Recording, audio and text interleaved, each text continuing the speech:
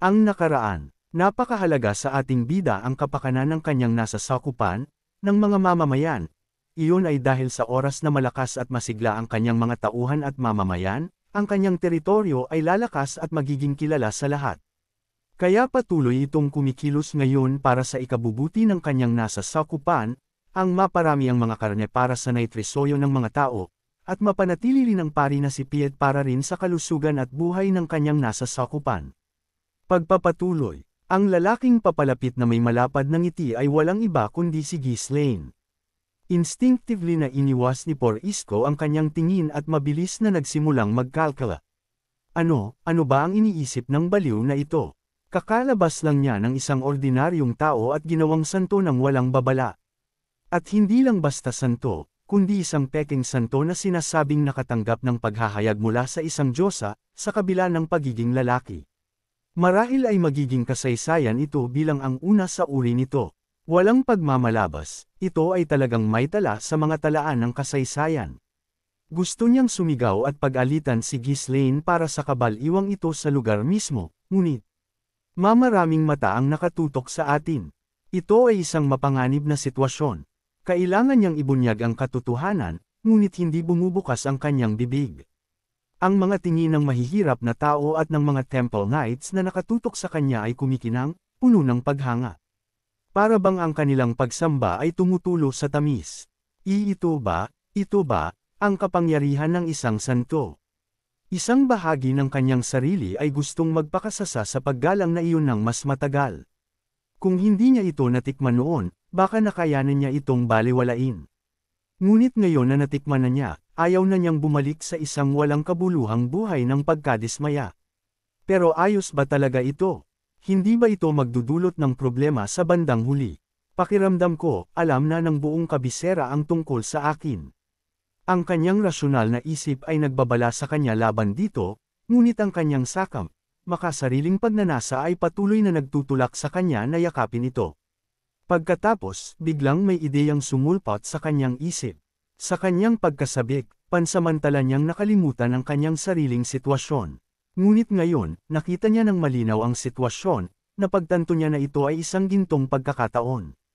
Kung mapanatili ko lang ang pampublikong damdamin na ito, hindi ako kayang galawin ng arsobispo. Titiyakin ito na ako ang susunod na arsobispo.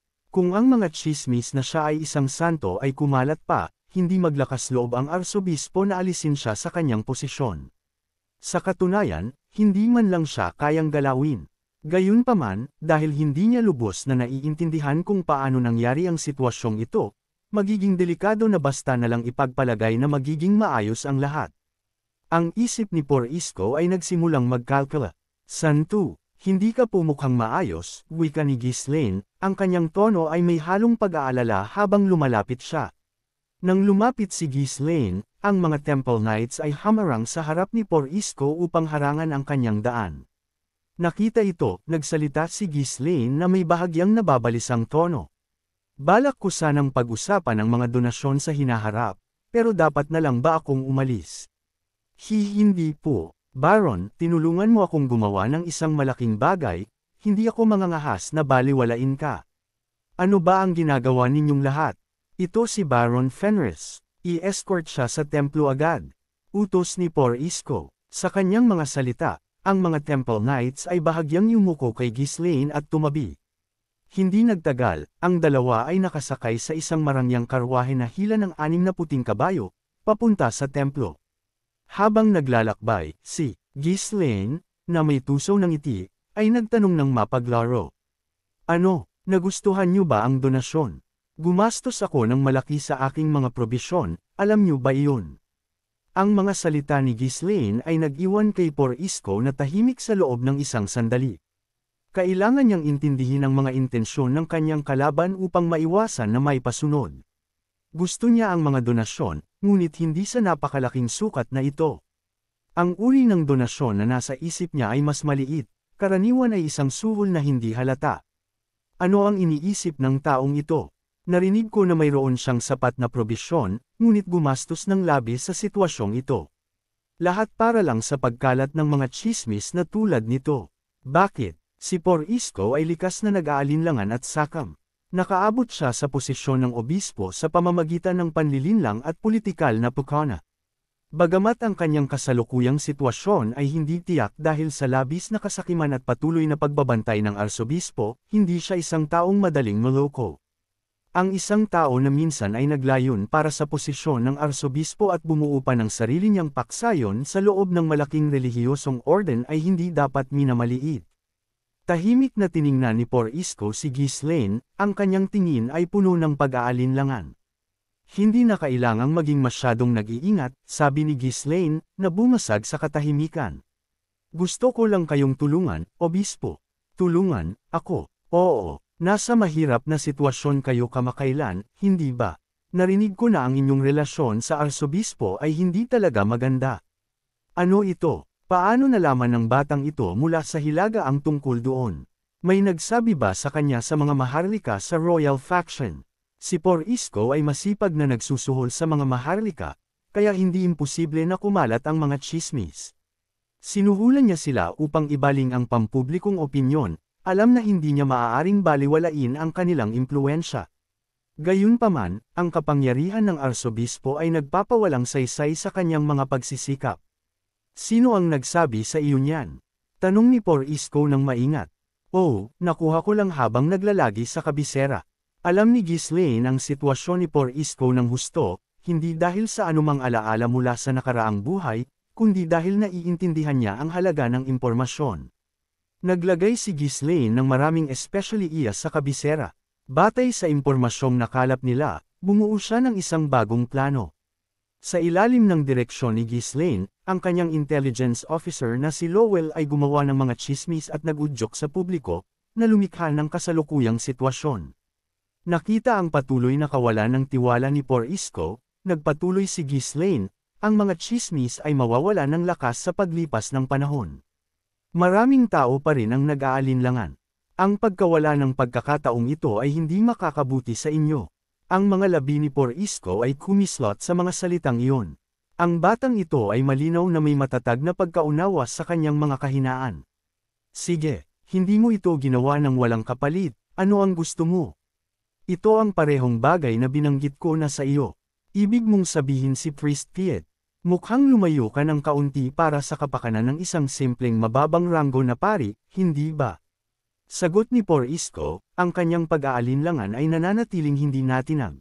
Kung si Piet lang ang gusto ni Ghislaine, hindi sana kailangan ng ganoong detalyadong plano. Kahit na nagbigay lang si Ghislaine ng kalahati ng napakalaking dami ng probisyon, masaya sanang ibibigay ni Porrisco ang kanyang kahilingan. Ngunit si Ghislaine ay tumanggo lang at agad na sumang-ayon. Tama po, may iba pa akong gusto. Magsalita ka ng malinaw. May kikinig ako at gagawin ang aking paghuhusga, sabi ni Porrisco, sinisikap na panatilihin ang kontrol sa kabila ng mahirap na sitwasyon. Kapag nahuli ang isang tao sa ganoong mga plano, mahirap nang makatakas. Ito ay isang angkop na tugon mula sa isang pari na nakaranas ng di mabilang na mga plano at pagtataksil. Sadyang tumigil si Ghislaine, nagpapanggap na nag-iisip. Hindi ito ang uri ng talakayan na dapat nating gawin sa loob ng isang karwahe. Hintayin natin na makarating tayo sa isang tahimik na lugar. Ang batang ito, nagngingit-ngit ang mga ngipin ni Porrisco, sinusubukang itago ang kanyang pagkadismaya. Malinaw na pinaglalaroan siya ng batang lalaki. Ngunit ang isa na nasa alanganin ngayon ay si Porrisco. Pinipigilan ng kanyang galit, hindi siya nagsalita hanggang sa makarating sila sa templo. Sa sandaling dumating sila, inutusan ni Porrisco ang lahat na umalis, at pagkatapos ay nagsalita ng matalim, nagpapanggap na galit. Ngayon, magsalita ka ng malinaw. Ano ba talaga ang gusto mo? Bakit mo itinanghal ang ganoong palabas? Upang gawin kayong susunod na arsobispo. Ano? Gagawin akong, ano? Eksaktong kung ano ang sinabi ko. Upang tulungan kayong malampasan ang inyong kasalukuyang krisis at umakyat sa posisyon ng arsobispo. Ang kalmadong tono ni Ghislaine ay nag-iwan kay Porrisco na tulala. Ang posisyon ng arsobispo ay ang pinakahuling layunin ng buhay ni Porrisco. Naglaan siya ng mga taon sa pagbibigay at pagtanggap ng mga suhol, umaakyat sa mga ranggo ng walang pagod sa paghabol dito. Ngunit ang kasalukuyang arsobispo ay balak siyang alisin, mas pinapaboran ng ibang kapalit. Kung tutulungan talaga ako ng batang ito, posible. Kung kaya kong ganap na ibaling ang pampublikong opinyon, kahit hindi ko makuha ang titulong, santo, ang pagiging arsobispo ay magiging madali. Kung ipamamahagi niya ang mga probisyon ng ilang beses pa sa ilalim ng kanyang sariling pangalan, ang pampublikong opinyon ay magiging matatag. At ang tanging kayang magbigay ng ganoong probisyon ay ang batang lalaki na nakatayo sa harap niya. Pagkatapos ng lahat, ito ang tinatawag na hari ng butil ng hilaga. Bukod pa rito, ang kailangan lang nila ay isang magandang kwento tungkol sa isang paghahayag at ilang paghahanda ng maaga. Walang sinuman ang makapagpapatunay sa mga ganoong pahayag, at walang sinuman ang maglalakas loob na hamunin ang tulad niyang pari na nakatanggap ng pahayag mula sa Diyosa. Ngunit maaari ba niyang talagang pagkatiwalaan ang batang lalaki na ito sa harap niya? Ito ay delikado, masyadong mapanganib.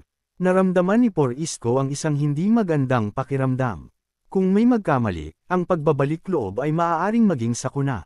Ang pagtanggap sa alok na ito ng basta-basta ay mapanganib. Kung ang batang lalaki na ito ay magsabi ng maling bagay kahit isang beses, si Porisco ay maaaring mapunta sa isang mas masahol na sitwasyon kaysa sa kung nasaan siya ngayon. Anong benepisyo ang makukuha mo sa paggawa sa akin na arsobispo? Tanong ni Porisco ng maingat. Marami akong makukuha, sagot ni Ghislaine na may tuso ng ngiti. Kapag ako ay nasa problema, maaari akong umasa sa tulong ng simbahan, di ba? Ito ay tungkol sa mutual na katapatan. Itong baliw na ito.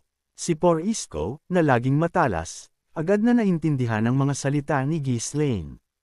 Nangangahulugan ito na panatilihin siya bilang alipin at gamitin siya sa tuwing kinakailangan.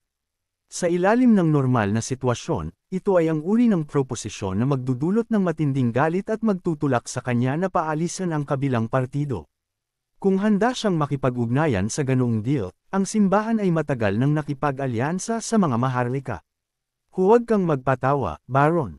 Hindi mo ba alam na ang relihiyon at politika ay hindi tugma? Sa tingin mo ba ay maaari mo akong ilagay bilang isang puppet at manipulahin? Ako, masyado kang nag-o-over. Hinihimok ko lang na panatilihin natin ang isang magkaibigang relasyon at tulungan ang isa't isa kapag kinakailangan. Huwag mo akong pakainin ng mga walang laman na salita. Paano ka ng ahas, isang simpleng baron, na makialam sa simbahan? Nang ibinalawala ni Porisco ang kagandahang asal at tumugon ng malakas, tumawa si Ghislaine at sumingit. Kaya, sinasabi mo na kontento ka na mamatay sa ganoong sitwasyon. Hindi ka man lang mamamatay bilang isang martir. Hindi, mamamatay ka bilang isang walang dangal, sakam na baboy. Alam na ng dalawa ang gusto ng isa't isa. Inulit ni Ghislaine ang delikadong posisyon ni Porisco. Narinig ko na ang ugali ng arsobispo ay medyo malupit, hindi ba't madali para sa kanya na tawagin kang isang erehe? Iyan ay ang pinakamasamang uri ng kamatayan. Mukhang mayroong mis-unawa dito. Sinusubukan kong iligtas ka, obispo. At, syempre, balak kong makatanggap ng angkop na bayad para dito. Mayroon pa bang mas mahalaga kaysa sa presyo ng iyong buhay?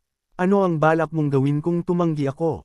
Aba, kung tumanggi ka, wala akong magagawa. Hihilingin ko lang si Piet sa arsobispo.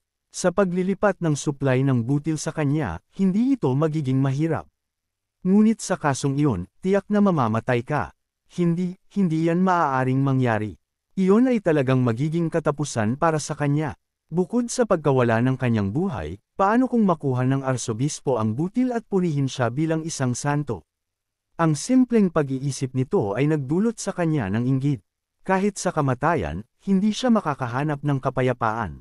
Tumatak ang malamig na pawis sa mukha ni Porisco habang nag-iisip siya. Kung tatanggapin niya, magiging aso siya ng taong ito. Kung tatanggi siya, mamamatay siya. Ngunit ayaw niyang mamatay, gusto niyang mabuhay, upang angkinan ang upuan ng arsobispo para sa kanyang sarili. At higit sa lahat, gusto niyang patuloy na tawaging santo.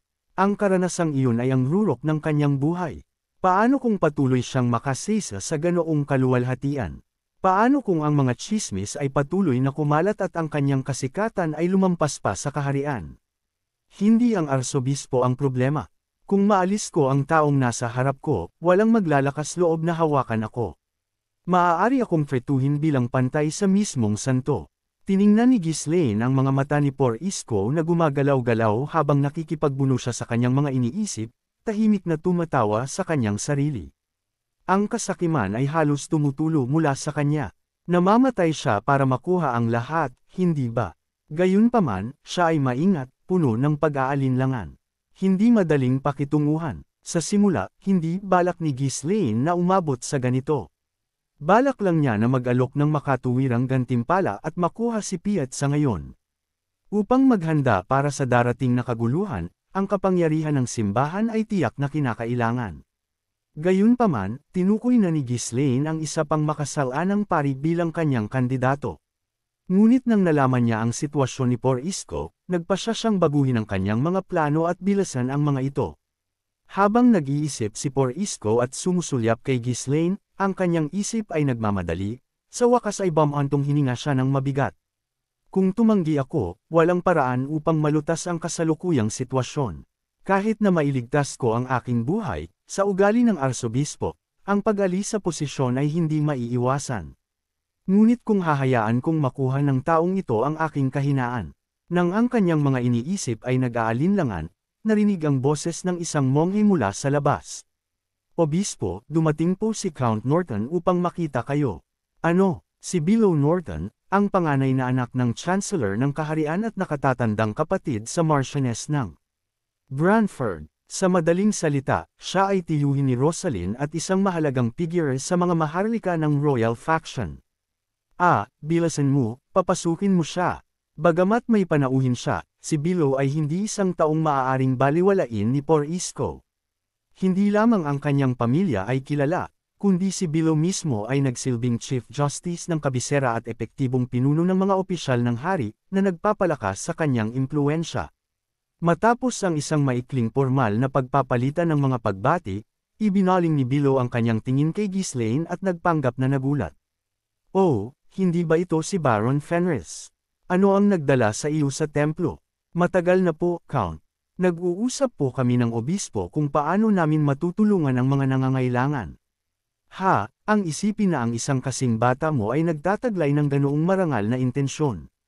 Tunay na isang pagpapala para sa kaharian. Nagkataon, dumating ako upang makita ang obispo tungkol sa mga bagay-bagay ng hari. Nag-aalangan si Por Isko sa pagbanggit ng mga bagay-bagay ng hari. Mga bagay-bagay ng hari, ano ang negosyo ng pamilya ng hari sa kanya? Maaari kaya, dahil sa mga tsismis, nahanap na ba ako ng pamilya ng hari? Kung opisyal siyang kinikilala bilang isang santo, tiyak na susuportahan siya ng kaharian. Ang presensya ng isang santo ay magpipigil sa ibang mga kaharian na kumilos ng walang pag-iingat. At talaga, nagsimulang magsalita si Below ng prangka tungkol sa mga benepisyo na maaaring matanggap ni Por Isko. Kung ang obispo ay kinikilala bilang isang santo ng simbahan, ang pamilya ng hari ay magpapagawa ng isang reliquary mula sa Dragon Bone, isa sa mga kayamanan ng hari, upang ilagay ang banal na katawan at dugo ng obispo. Bukod pa rito, ang palasyo ay maghahanda ng isang pribadong silid para sa inyong paggamit. Higit pa rito, isang malaking katedral na ipapangalan sa inyo ang itatayo sa bagong lupain. Halos mawala ng ulirat si Por Isko sa napakalaking proposisyon. Kumpara dito, ang bawat suhol na natanggap niya hanggang ngayon ay tila walang kwenta. Dapat sana ay namumuhay na siya sa ganoong mga pribilehiyo sa lahat ng oras. Kalahati ng kanyang buhay ay parang nasayang. Sumulyap sandali kay Ghislaine, nakita niya siyang ngumingiti ng mainit, bahagyang yumuyuko. Pagbati, ang inyong pangalan ay kumalat na sa buong kaharian. Kaya, ipagpatuloy na natin ang mga donasyon ayon sa paghahayag, Santo Por Isko. Hey, hihihi, desperado ako na halos nakalimutan ko kung gaano kalaki ang pagkakataong ito. Ang titulo ng santo ay isang bagay na maaaring hindi matanggap ng isang tao kahit na pagkatapos ng isang buhay ng pagpapagaling sa mga mahihirap sa pamamagitan ng banal na kapangyarihan. Ito ay dahil sa laganap na paniniwala na ang banal na kapangyarihan ay dapat gamitin ng walang pag-iimbot para sa iba. Ngunit walang pari na may pasensya na gugulin ang buong buhay sa pagtatrabaho sa mga mahihirap at namumuhay sa kahirapan. Kaya, ang landas sa pagiging santo ay mahirap at puno ng pagdurusa, at kahit na ganoon, ang titulo ay karaniwang ibinibigay pagkatapos ng kamatayan.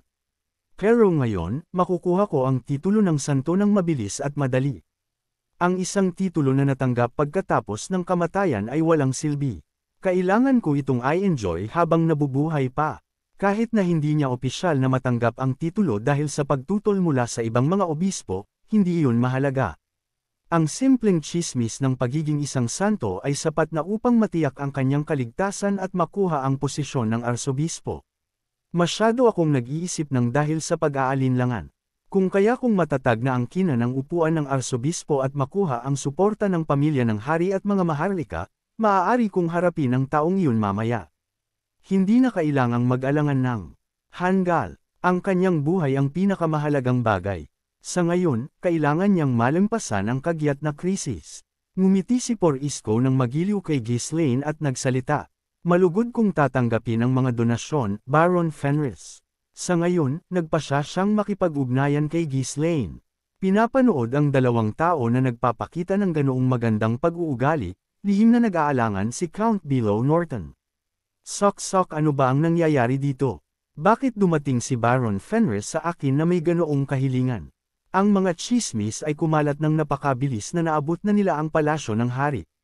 Ang mga diskusyon ay itinaas na rin tungkol sa pag-verify kung dapat bang kilalanin si Porisco bilang isang santo. Gayunpaman, ang diskusyon na iyon ay agad na binaliwala ni Marquess ng Branford.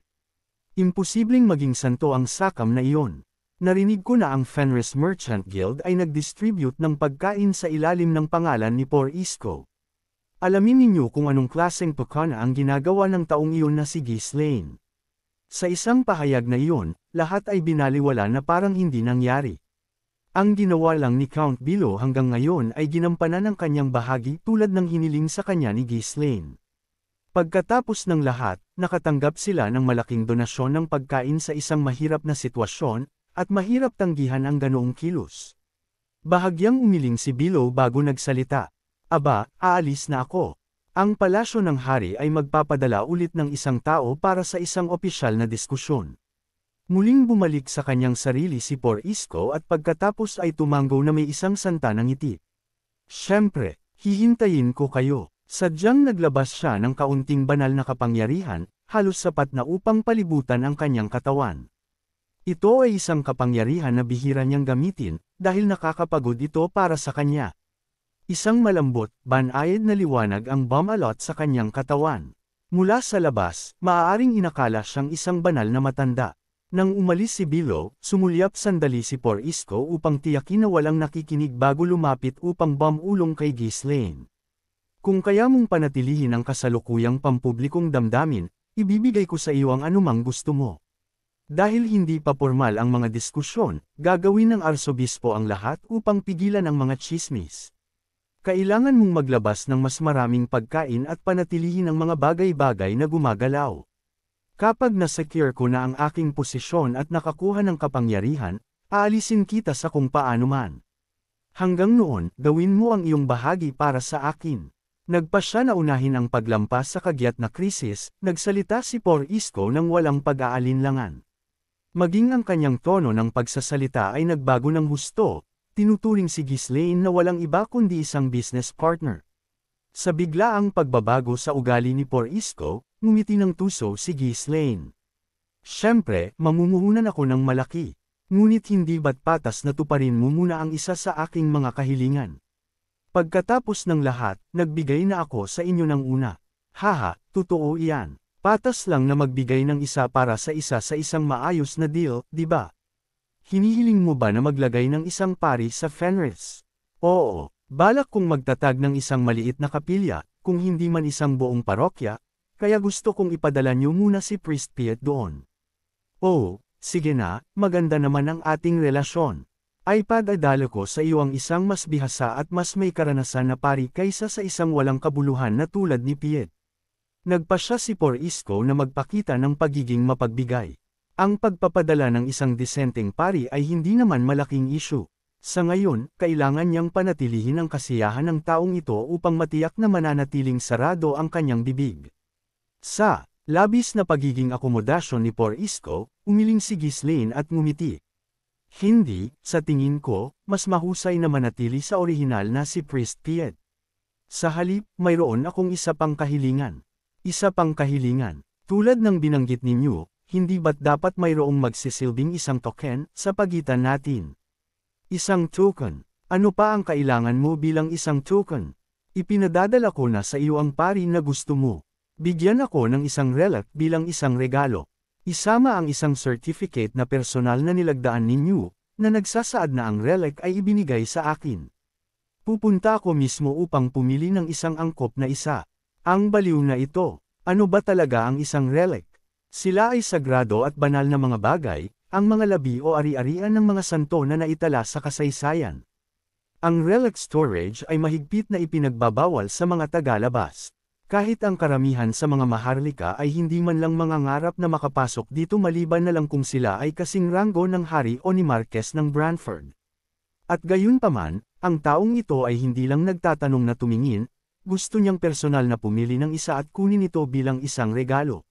Sige, marahil ay maaaring gamitin ni Porisco ang kanyang awtoridad bilang isang obispo upang payagan si Ghislaine na bisitahin ang storage. Ngunit kung matuklasan na may isang relic na ninakaw, hindi lang ito matatapos sa pagtanggal sa kanyang posisyon. Si Porisco ay susumpiin hindi lang ng Juana Order kundi pati na rin ng ibang mga relihiyosong orden. Ang kahihiyan sa lipunan ay ang pinakamaliit sa kanyang mga alalahanin, ang kanyang buhay ay maaaring malagay sa panganib. Ang anak ng pusa na ito ay talagang marunong maghigpit ng tali. Napakababang uri at masamang tao. Ang kanyang kalaban ay isang maharlika na sinusuportahan ng Royal Faction. Kung gagamitin ni Ghislaine ang isang certificate na may pirma ni Porisco, kahit na kumalat ang balita tungkol sa kanyang pagkakaroon ng isang relic, maaari lang sabihin ni Ghislaine na ito ay isang regalo. Ang nagbigay nito ay magdadala ng bigat ng mga kahihinatnan. Naintindihan ang intensyon ni Ghislaine, nagpanggap si Porisco na may nababalisang ekspresyon habang nagsasalita. Ang mga relic ay mga bagay na kahit ang arsobispo ay hindi madaling galawin. Anuman ang awtoridad na hawak ko, iyan ay masyadong malaki na hilingin. Kung ganoon, kalimutan na lang natin. Aalis na ako at dumiretso sa arsobispo. Ikaw, demonyo ka. Ang taong ito ay imposible na kausapin. Parang sinasabi niya, tumanggi kang makipagtulungan, at mamamatay ka. Ngunit kung hindi mo ibibigay ang gusto ko, mamamatay ka pa rin. Hindi pa nakatagpo si Porisco ng ganoong tao sa kanyang buhay. Ang taong ito ay halos isang demon kamahalan sa anyong tao. Kung nandito si Hubert, ang Tower Master ng Crimson Flame Tower upang makita ang kasalukuyang estado ni Porisco, marahil ay hahawakan niya ang kanyang tiyan at tatawa habang nagtatanong, kaya, nakuha ka rin niya, ha? Tumatak ang malamig na pawis sa mukha ni Porisco at kinagat ang kanyang labi. Kung kumuha ako ng isang relic, mahuhuli ako kalaunan. Hinihiling mo ba sa akin na pirmahan ang sarili kong death warrant? Hindi ba't maraming relic? Kukuha ako ng isang maliit at hindi kapansin-pansin, sapat lang upang magsilbing isang token sa pagitan natin. Hindi maaaring tanggihan ni Porisco, ang sinabi ni Ghislaine ay may perpektong kahulugan. Ang relic storage, na may mahabang kasaysayan, ay may malaking bilang ng mga relic. Sa mga ito, maraming mga bagay na halos walang silbi, nag-aaksaya lang ng espasyo. Marami ang napaka-obscure na maliban na lang kung may isang taong partikular na dadaan sa mga talaan, hindi man lang nila malalaman na umiiral ang mga ganoong bagay. Sige, pero kailangan mong kumuha ng isang bagay na talagang maliit at walang kabuluhan, isang bagay na hindi makakaakit ng anumang atensyon. Huwag kayong mag-alala tungkol doon. Tumawa ng mahina si Ghislaine at sinundan si Porisco na nagpapahiwatig ng inis. Ang relic storage ay nakatago sa pinakaloob at pinakasekreto na bahagi ng templo. Ang mga Temple Knights na nagbabantay sa pasukan ay yumuko ng malalim nang lumapit si Porisco, ang kanilang mga ugali ay kapansin-pansing mas magalang kaysa sa dati. Sa pagkalat ng mga tsismis tungkol sa pagiging santo ni Porisco, hindi nila kayang tretuhin siya ng may karaniwang pag-aalipusta o kawalang bahala. Tingnan ang kanilang mga mata. Bakit hindi sila kumilos ng ganoon sa lahat ng oras? Naramdaman na medyo nabigyang kasiyahan sa pamamagitan ng mga nagpipitagang tingin ng mga Temple Knights, ngumiti si Porisco. Habang lumalaki ang kanyang impluwensya, mas liliit ang posisyon ng arsobispo. Habang inilalabas ni Por Isko si Ghislaine patungo sa relic storage, ang isa sa mga Temple Knights ay nag-aalangan at pagkatapos ay maingat na humakbang pasulong upang harangan ang kanilang daan. Obispo, ang pagpasok sa storage ng mga tagalabas ay mahigpit na ipinagbabawal. Kung ang isang tagalabas ay nais pumasok, kailangan muna niyang makakuha ng autorisasyon mula sa arsobispo. Ano, paano ka nang ahas na harangan ang aking daan? Ang kulog na pagsaway ni Por Isko ay nagdulot sa mga Temple Knights na mag-urong at humakbang paatros. Hindi mo ba naintindihan na ang taong ito ay kasalukuyang tumutulong sa akin sa paggawa ng isang banal na paghahayag? Ipinapahiwatig mo ba na ang arsobispo ay mas mataas kaysa kay Lady Juana? Nais mo bang magdulot ng banal na galit at mapunta sa apoy ng impyerno? Ang mga salitang Diyosa at paghahayag ay nag-iwan sa mga Temple Knights na walang silid upang makipagtalo. Bukod pa riyan, ang pagbanggit ng banal na parusa ay nagpatahimik sa kanilang mga labi. Bilang kapwa mananampalataya, wala silang batayan upang tutulan siya. Sige po, mag-ikot na lang po kayo. Tara na, Baron Fenris. Naglakad si Por Isko ng may pagmamataas, ang kanyang ekspresyon ay tumutulo sa pagmamalaki. Sa likod niya, ang mukha ni Ghislaine ay pininturahan ng isang tingin ng paghanga, bagamat may halong kawalan ng paniniwala.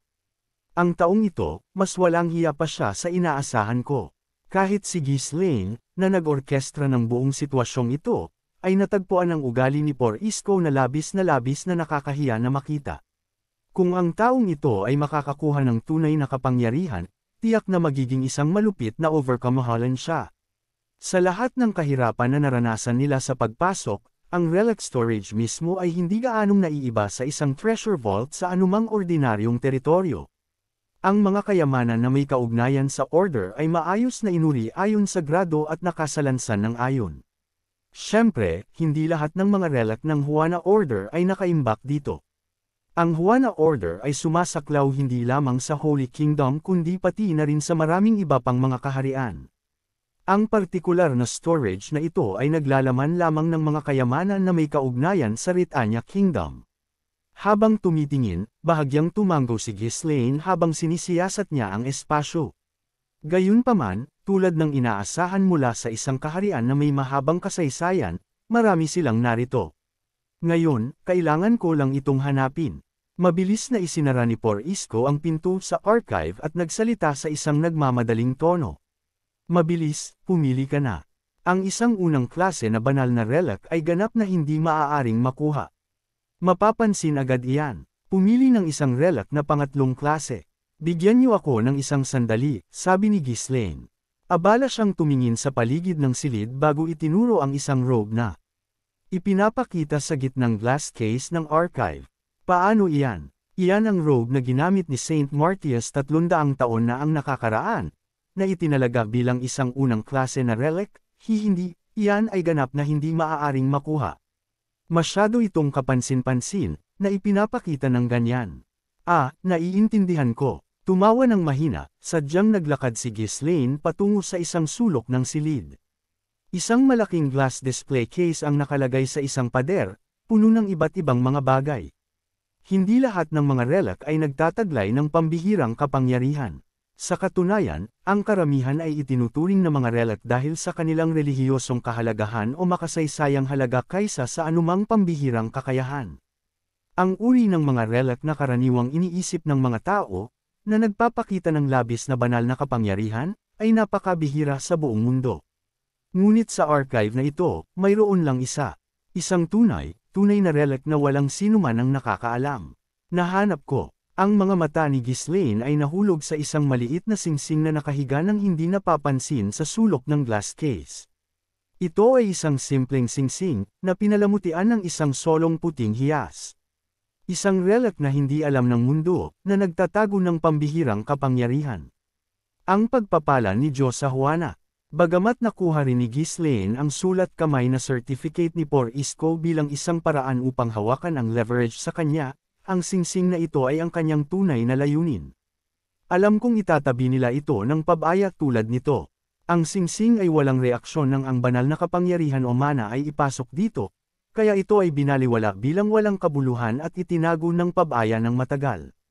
Ngunit ang tunay na kakayahan ng singsing ay pambihira, maaari nitong sipsipin ang banal na kapangyarihan ng isang pari sa mga sandali ng krisis at lumikha ng isang malakas na proteksyon na hadlang.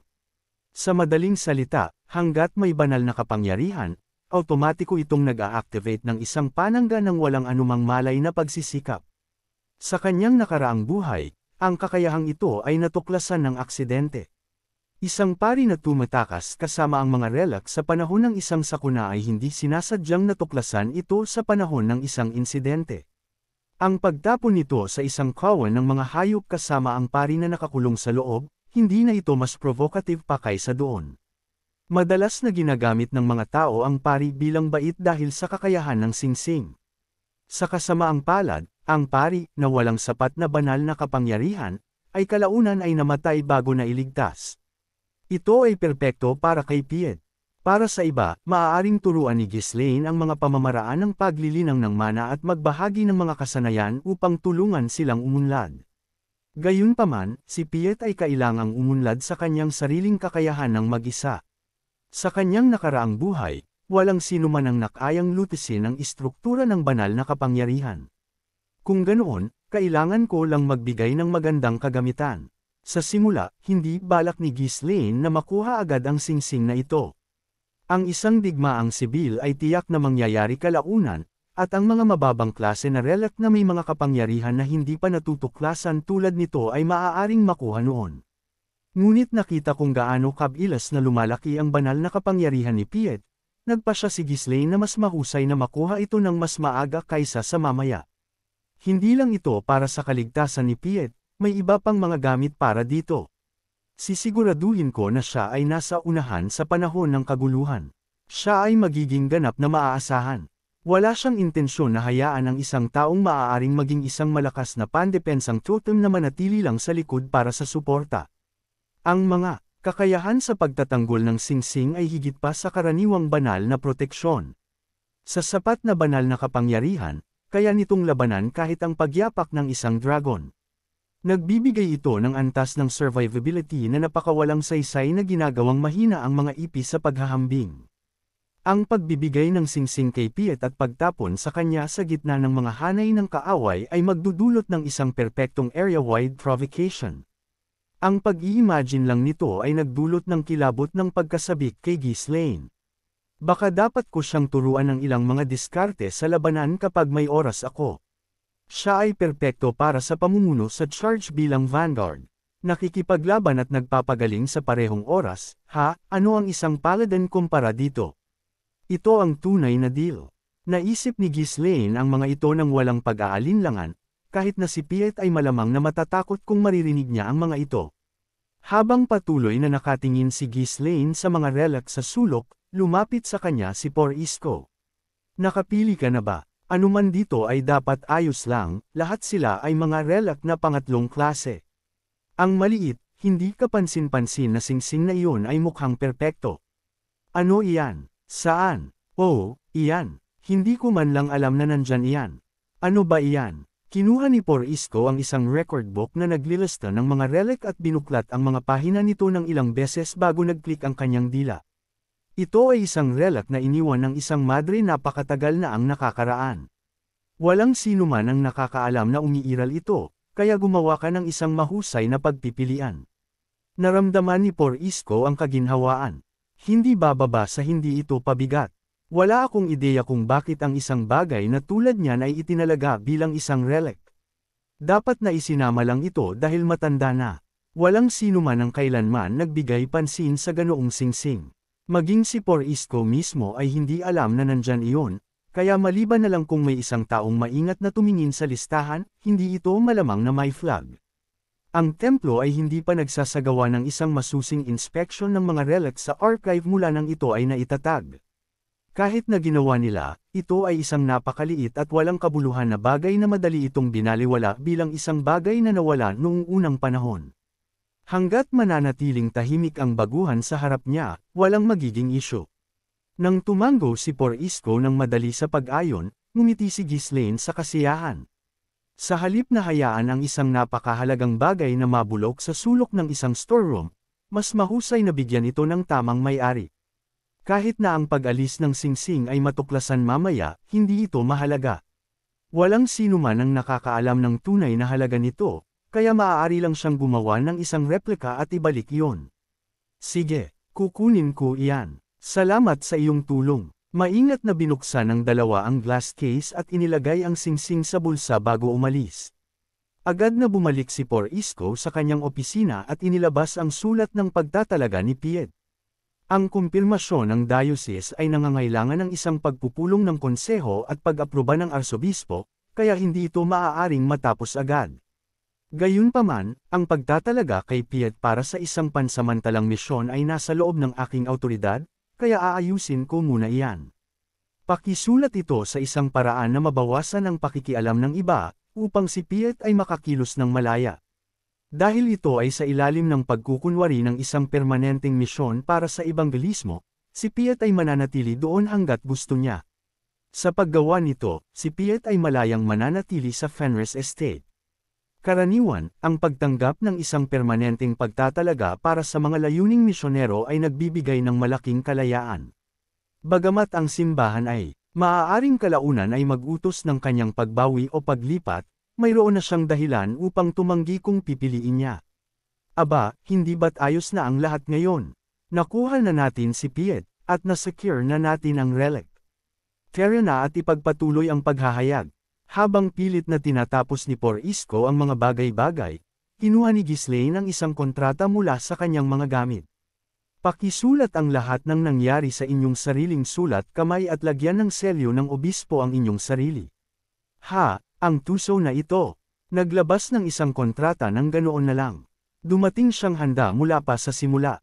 Nerbyosong sumulyap si Porisco kay Ghislaine bago nagsimulang isulat ang kontrata sa isang labis na komplikado at siksik na paraan. Nilinga ni Ghislaine ang kanyang ulo habang binabasa ang dokumento. O, tagapaglikha ng mundong ito, aming ina at gabay ng habag at awa, hayaan mo kaming laging sumunod sa iyong landas. Ipinagkakatiwala namin ang lahat ng aming pangangailangan sa iyo. Nagbibiro ka ba ngayon? Hindi po, ngunit bilang isang obispo, naisip ko na angkop na magsimula sa isang panalangin. Kalimutan mo na iyan. Manatili ka lang sa mga katotohanan. Oo, syempre, medyo mahaba iyon, hindi ba? Susulatin ko ulit. Hindi, sa tingin ko mas mahusay kung isusulat mo na lang ang ididikta ko. Agad na pinunit ni Ghislaine ang kontrata at kumuha ng isang bago mula sa kanyang mga gamit.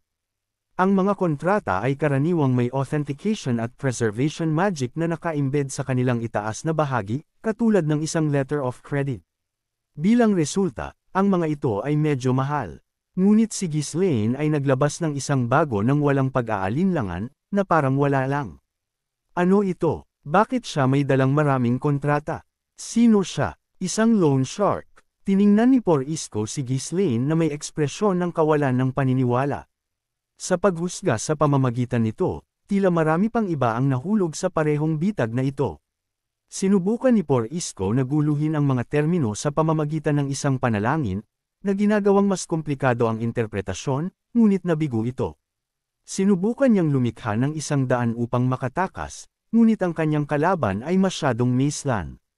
Sige, magsimula ka ng magsulat. Ako, si Obispo Porisco ng Juana Order, ay nakatanggap ng mga supply ng pagkain mula kay Baron Fenris. Bilang kapalit, nag-aatubili na isinulat ni Porisco ang kontrata habang idinidikta ni Ghislaine at nilagyan ng kanyang selyo. Ngayon, ang kanyang kahinaan ay lubos na nakalantad. Maghintay ka lang. Kapag naging arsobispo na ako, hahakbangan ko iyan pabalik at pupunitan ko iyan sa maliliit na piraso. Ang kontrata ay malinaw na nagsasaad na si Porisco ay nakatanggap ng suporta mula kay Ghislaine at, bilang kapalit, ibinigay ang relic. Sa relic mismo na nasa pag-aari ni Ghislaine bilang ebidensya, walang paraan upang tutulan ang mga termino.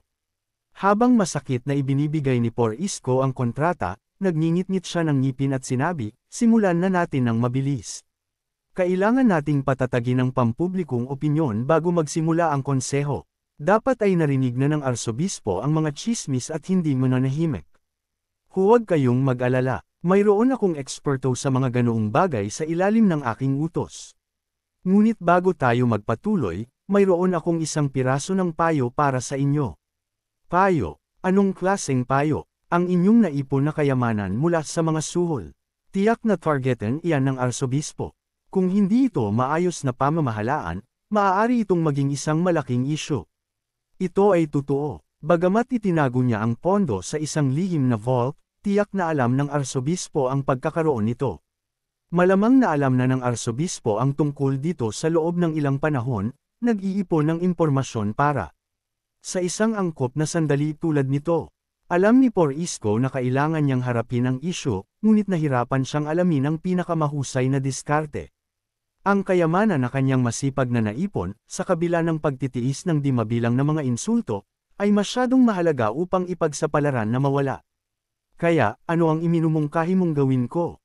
Ibigay niyo na lang sa akin. Ibigay, sa iyo. Hinihiling mo ang lahat ng pera na iyan. Kung pananatilihin mo iyan, sa huli ay kukunin iyan ng arsobispo. Ang pagpapawalang sala na umaasa ka ay ang nakatanggap ka ng isang paghahayag, nagtrabaho ng walang pagod upang mag-ipon ng kayamanan, at ginamit ito upang bumili ng pagkain. Ngunit sa tingin mo ba ay makakabangon ka kung hindi iyan mangyari? Tiik na sasalakayin ka. Ikaw ang gumawa ng pagpapawalang sala na iyan. Habang mas iniisip ni Porisco ito, mas nagiging kaina-hinala ang Loika. Gayunpaman, walang saysay na makipagtalo sa mga bagay na tapos na. Ngunit ito ang kayamanan na binuo ko sa buong buhay ko. Bakit napakasakim ng isang pari? Hindi ba't laban iyan sa doktrina ng simbahan? Kung aakinan ko na ginamit ito upang bayaran ang pagkain, hindi ba't sapat na iyon kung hindi ako mahuhuli? O maaari ko itong ilipat sa ibang lugar? Para kay Porisco, ito ay tila ang pinakamahusay na opsyon. Si Ghislaine, gayunpaman, ay matalino at may pambihirang kakayahan na putulin ang mga ganoong plano. Ngunit kahit iyon ay nakasalalay sa pag-ayon ni Ghislaine.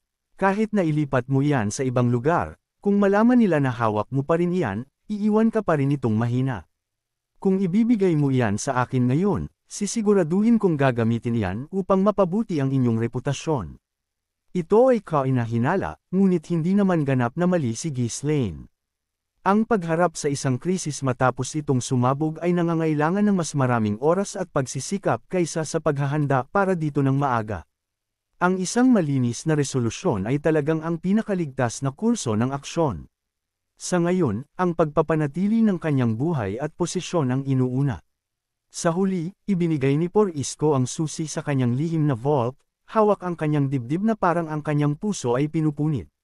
Maaari kaya na nakipagkasundo ako sa demonyo? Isang pakiramdam ng masamang pangitain ang pumasok sa kanyang isip, ngunit malakas na umiling si Porisco, pilit na itinutulak ang pag-iisip. Kailangan ko lang malampasan ang krisis na ito.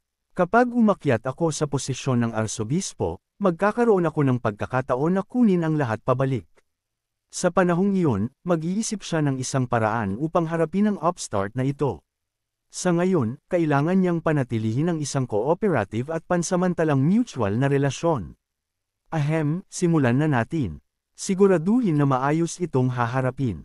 Huwag kayong mag-alala, maghintay lang kayo ng kaunti, at aayusin ko ito ng mabilis. Ngumiti si Ghislaine habang inilalagay ang susi sa lihim na vault sa kanyang coat. Kaya, ang dalawa ay nagbahagi ng isang bond na sapat na malalim upang makipagpalitan pa ng mga susi sa isang lihim na vault. Ang isang pagnanakaw ng pangalan at kapangyarihan. Si Lowell, na kumikilos sa utos ni Ghislaine, ay agad na binuksan ang vault ni Porisco, nag-distribute muli ng mga supply ng pagkain, at minanipyala ang mga chismis. Hindi lang ang pangalan ni Porisco, kundi pati na rin ang pangalan ni Ghislaine ay nagsimulang kumalat ng malawak sa buong kabisera. Ang dalawa ay nagtanghal pa ng isang malaking palabas sa City Square, nag-distribute ng pagkain sa mga tao. Obispo Porisco, si Baron Fenris. Ang dalawa ay nakatayo na nakangiti ng maliwanag, magkahawak kamay at itinaas ang mga ito ng mataas. Ang Diyosa ay nagbabantay sa inyong lahat sa pamamagitan ko at ni Baron Fenris. Ang lahat ng ito ay ang kalooban ng Diyosa. Ang malakas na proklamasyon ni Porisco ay nagpagulo sa pulutong. Wow! Nakatanggap sila ng isang paghahayag mula sa Diyosa. Santo Porisco, Santo Baron Fenris. Kahit ang pamilya ng hari, si Marquess ng Brantford, at si Count ng Aylesbury ay naglabas ng ilang mga supply ng pagkain upang pakalmeyan ang pampublikong damdamin. Gayunpaman, dahil sila ay nasa isang estado ng salungatan sa mga pamilya ng Ducal, hindi sila maaaring maglabas ng sapat upang masiyahan ang mga tao. Pagkatapos ng lahat, ang kabisera, sa kabila ng pagiging isang hub ng logistics, ay hindi maaaring gumawa ng pagkain mula sa wala. Sa gitna ng kakulangan na ito, ang halos kabaliwang pag-distribute ni Ghislaine ng pagkain ay lumikha ng isang kaguluhan. Ang walang katapusang pag-aangkin na ang lahat ay ginagabayan ng paghahayag ng Diyosa ay nagpalakas pa sa kaguluhan. Nakakabigla, ito ay gumana ng pambihira. Nakatanggap si Obispo Porrisco ng isang paghahayag at sinabi kay Baron Fenris ang tungkol dito. Kaya pala si Baron Fenris ay nag-iipon ng pagkain ng ganoon. Paano mo nalaman na totoo iyan? Dahil si Baron Fenris ay nakatanggap din ng paghahayag. Malinaw na mananalo tayo sa digmaan. Bakit? Dahil pinuprotektahan sila ng Diyosa. Ang mga especially iyan ni Lowell ay madiskarteng nagkalat ng mga pahayag na ito, nag-uudyok at gumagabay sa pampublikong damdamin. Lahat ay umayon sa lugar. Ngayon, mayroong isang malinaw at nakakumbinsi na pagpapawalang sala kung bakit si Baron Fenris ay nag-iimbak ng pagkain. Ngayon, ang katotohanan ay hindi na mahalaga. Sa panahon ng mahihirap na oras, ang mga tao ay nangangailangan ng isang bagay na maaasahan. Isang pari na nagkakalat ng kalooban ng mga Diyos at isang maharlika na pinagpala ng banal na pabor ay nagdidistribute ng pagkain at naglutas ng mga problema. Ano pa ang mas mapagkakatiwalaan kaysa sa iyan? Ang kasikatan ng dalawang figure na ito ay tumaas ng hindi makontrol. Siyempre, ang mga iniisip ng ngumingiting duo sa likod ng entablado ay hindi maaaring maging mas naiiba. Ang batang maharlika na ito, paano ko siya aalisin mamaya? Gayunpaman, napakaganda na popular siya. Salamat sa kanya, ang lahat ay gumagana ng maayos, Hindi, itigil ang pag-iisip tungkol dito. Mas gumagana ito kaysa sa inaasahan. Ngayon, ano ang dapat kong kainin para sa hapunan? Ano ang masarap? Habang ang isip ni Porrisco ay isang magulo na gulo, si Ghislaine ay walang ganoong mga alalahanin. Kapag sumabog ang digmaang sibil o sakuna, kahit ang isang maingat na inihanda na kontrata ay nawawalan ng kahulugan. Kung ito man ay ang simbahan o ang Magic Tower, ang kapangyarihan ay laging umaakit sa pinakamalakas. Para kay Ghislaine, sapat na upang kunin ang bawat benepisyo na maaari niyang makuha bago dumating ang panahong iyon. Ang arsobispo ng Juana Order ay lubos na nabalisa sa nagaganap na sitwasyon. Balak niyang alisin si Porrisco, pahinain ang kapangyarihan ng oposisyon, at itaas ang kanyang sariling piniling kapalit. Gayunpaman, ang kasikatan ni Porrisco ay tumaas hanggang sa puntong nakakuha siya ng titulo ng santo. Ginagawa nitong mahirap na kumilos laban sa kanya. Bilasan ninyo, salakayin agad ang vault ni Obispo Porrisco. Dapat itong puno ng kayamanan na naipon sa pamamagitan ng pagsasamantala at mga suhol. Magkakaroon din ng mga libro. Alam na ng arsobispo ang lokasyon ng lihim na vault ni Porrisco. Sa simula, balak niyang isave ang card na ito para sa isang mapagpasyang sandali, na pinapatibay ang kanyang tagumpay sa hindi may kakailan na ebidensya. Gayunpaman, wala ng oras upang maghintay ngayon. Kung magpapatagal pa siya, si Porrisco ay maaaring maging hindi mahawakan. Ang pagbubunyag ng kahinaan ni Porrisco at pagputol ng kanyang momentum ay ang tanging daan pasulong. Sumunod sa utos ng arsobispo, ang mga Temple Knights ay sumugod sa vault ni Porrisco. Ang nakita nila sa loob ay nagpatigil sa kanila, ang kanilang mga mata ay lumaki sa gulat. Hindi ito maaaring maging totoo. Walang mga kayamanan, walang ginto o mga hiyas sa loob ng vault. Sa halip, ang espasyo ay maayos na inayos na may mga luma na banal na kasulatan, mga robes ng pari, mga koleksyon ng mga panalangin, at mga banal na bagay.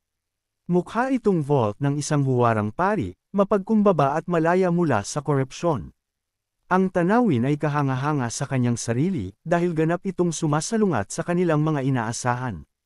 Ngunit hindi iyon ang pinakamalaki na nagulat sa kanila. Ang talagang nagpatigil sa kanila ay isang malaking inskripsyon na matapang na nakasulat sa pader ng vault. Nakita na ng Diyosa na darating kayo dito sa ilalim ng mga utos ng masamang arsobispo.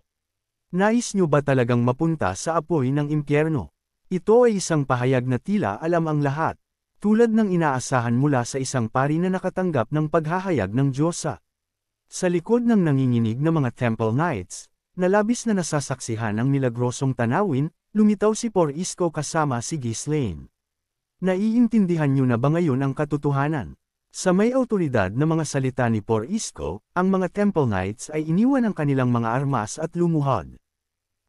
Obispo Por Isko, patawarin po ninyo kami sa aming mga kalapastangan na kasalanan. Naligaw po kami at sinunod ang arsobispo hanggang ngayon. Ang mga Temple Knights ay nagsimulang umiyak habang ikinukumpisal ang kanilang mga kasalanan. Pinapanood sila, tumanggo si Por Isko na may banayad ng ngiti. Patawarin ko ang inyong mga kasalanan. Sa kanyang mga salita, ang mga Temple Knights ay lalo pang umiyak. Ang taong ito ay totoo. Nabigo silang makilala ang isang tunay na santo at tinawag siyang isang sakam na baboy sa lahat ng oras. Sa harap ng pangalan ng Diyos, ang kanilang katapatan sa arsobispo ay walang kahulugan. Para sa mga Temple Knights, ang pananampalataya ay laging nauuna kaysa sa mga personal na paniniwala. Nakita ang ganoong milagro sa harap ng kanilang mga mata, ang takot na mapunta sa apoy ng impyerno ay nagdulot ng pagbabago sa kanilang puso. Pinapanood sila, bumantong hininga si Por Isko sa lunas. Phew, kung hindi ko ito nilinis ng mabilis, ako ay mapapalpak. Masaya ako na nakinig ako sa batang iyon. Matalas iyon. Naisip na iwanan ang lahat kay Ghislaine, si Por Isko ay nakabuo ng isang matalinong plano. Kung ang arsobispo ay maglulunsad ng isang pag-atake sa lalong madaling panahon, naisip niya na mas mahusay na gawing isang kalamangan iyon. Pinagmamasdan si Por Isko, ngumiti si Ghislaine. Tingnan mo iyan, hindi siya nabuhay ng matagal para sa wala. Kahit na may ganoong kasakiman, hindi siya naging obispo ng walang dahilan. Sa halip na sumuko pagkatapos mawala ang kanyang kayamanan kay Ghislaine, ginawa ni Por Isko itong kalamangan upang makakuha ng ilang uri ng benepisyo para sa kanyang sarili. Tiyak na hindi siya isang ordinaryong tao. Ang ganoong hayagan na individual ay mas madaling harapin. Sa isang balanse ng carrots at sticks, naisip ni Ghislaine na maaari siyang makakuha ng marami mula sa kanya sa hinaharap. Ang epekto ay agad-agad. Simula sa mga Temple Knights, ang mga tsismis ay nagsimulang kumalat na parang apoy. Habang kumakalat ang mga tsismis, lumaki ang awtoridad ni Por Isko, at walang sinuman sa simbahan ang naglakas loob na tretuhin siya ng basta-basta. Bilang kapalit, si Por Isko ay naging mas mayabang. Sa huli, ang insidenteng ito ay ganap na nagbago sa mga posisyon ng arsobispo at ni Por Isko. Sa isang pagtitipon ng konseho, kinamot ni Por Isko ang kanyang tiyan at nagsalita na may insolenteng ekspresyon. Ang arsobispo ay gumawa ng isang malaking pagkakamali. Ang mag-alinlangan sa isang taong kasing tuwid na tulad ko at magpadala pa ng mga knights, paano ninyo nagawa iyan? Kung hindi dahil sa paghahayag ng Diyosa, nagdusa ako ng malaki. Walang salita ang arsobispo. Alam niya na ang tinatawag na paghahayag ay walang kabuluhan. Kilala niya si Por Isko sa loob ng maraming taon. Masamang timing lang ito. Nahulog siya sa bitag ng demonyo na iyon dahil kumilos siya ng huli na. Alam ng lahat dito, ang langit, ang lupa, at ang lahat ng iba pang mga obispo, ito. Ngunit ganoon ang politika. Kung nabigo ang isang pag-atake, ito ay nagiging bala lang para sa kaaway.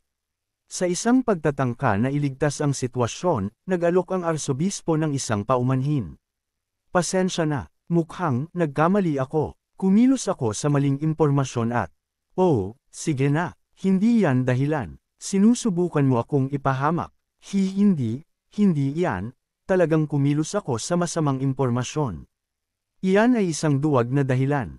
Sa ilalim ng walang tigil na presyon ni Por Isko, ang arsobispo ay maaari lang magpawis ng nerbiyos. Hinimok ng kanyang momentum, itinulak pa ni Por Isko na opisyal na kilalanin siya bilang isang santo.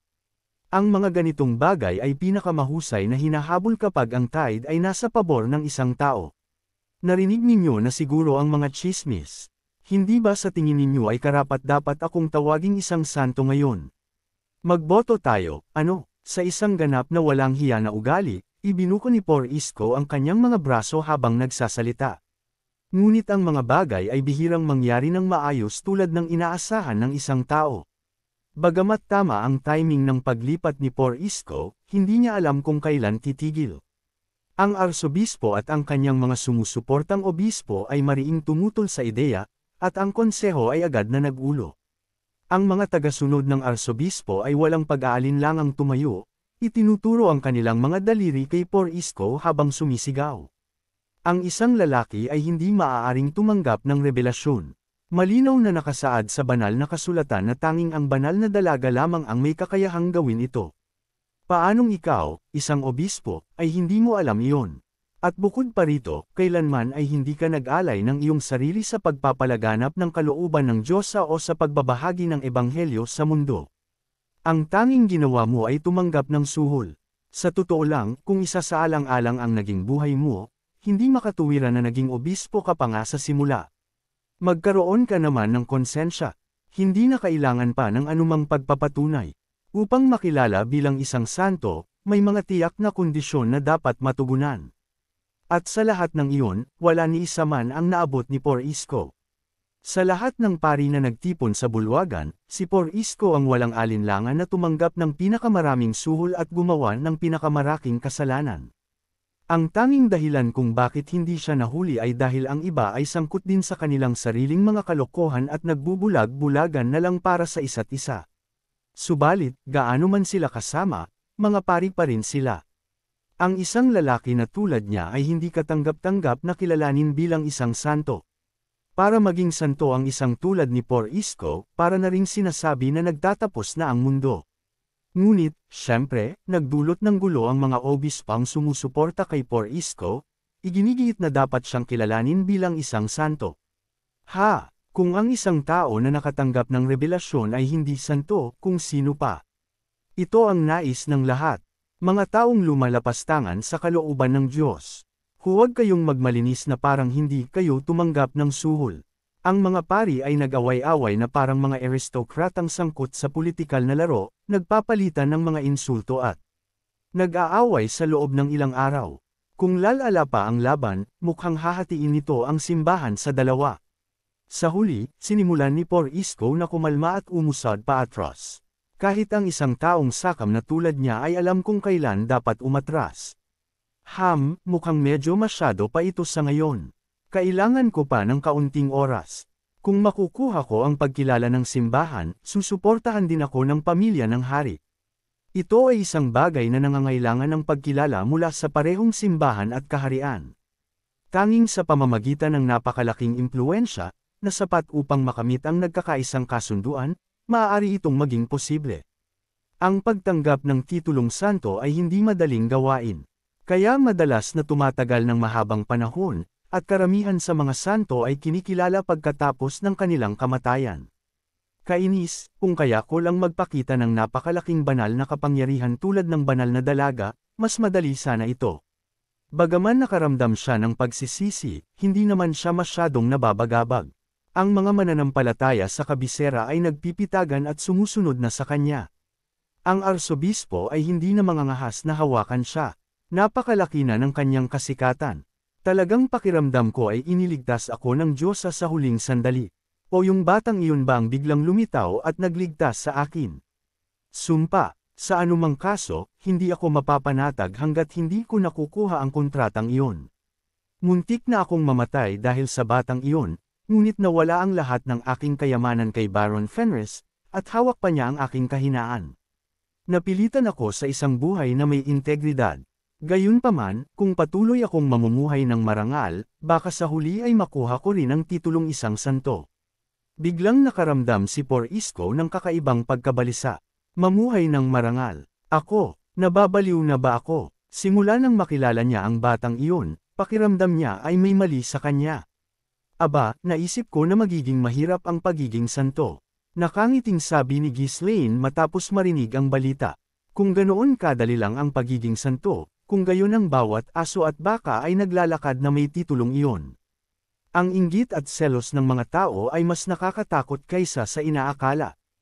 Ang mga pari, lalo na, ay may karangalan ngunit kulang sa ganap na kapangyarihan ng mga maharlika upang magamit ang awtoridad sa kanilang pagpapasya.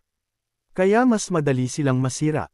Walang paraan na agad-agad silang papayag na italaga si Por-Isko bilang isang santo. Maging ang mga pari mula sa iba pang orden ay sinadya pa siyang Sir-on. Kung tutuusin, ayaw din nilang makita ang paglitaw ng isang santo. Aba, hindi naman magiging mahirap para sa kanya na umakyat sa pagka-arsobispo sa loob ng ilang taon. Ang kasalukuyang arsobispo ay mabilis na nawala ng impluwensya, samantalang ang kapangyarihan ni Por-Isko ay lumaki ng husto, higit pa sa nakaraan. Maliban na lang kung gumawa siya ng malaking pagkakamali, ang paksayo ni Por-Isko ay magkakaroon ng malaking kontrol sa pamamahala ng simbahan. Kung siya ang maging arsobispo, kailangan ko siyang gawing maglaan ng ilang dioceses at magpadala ng mas maraming pari at mga knight ng templo. Siguradong magagalit si Por-Isko kung maririnig niya ito, ngunit ganap na balak ni Ghislaine na pigain ang huling patak ng bawat benepisyo mula sa sitwasyon. Aba, tatapusin ko muna ito.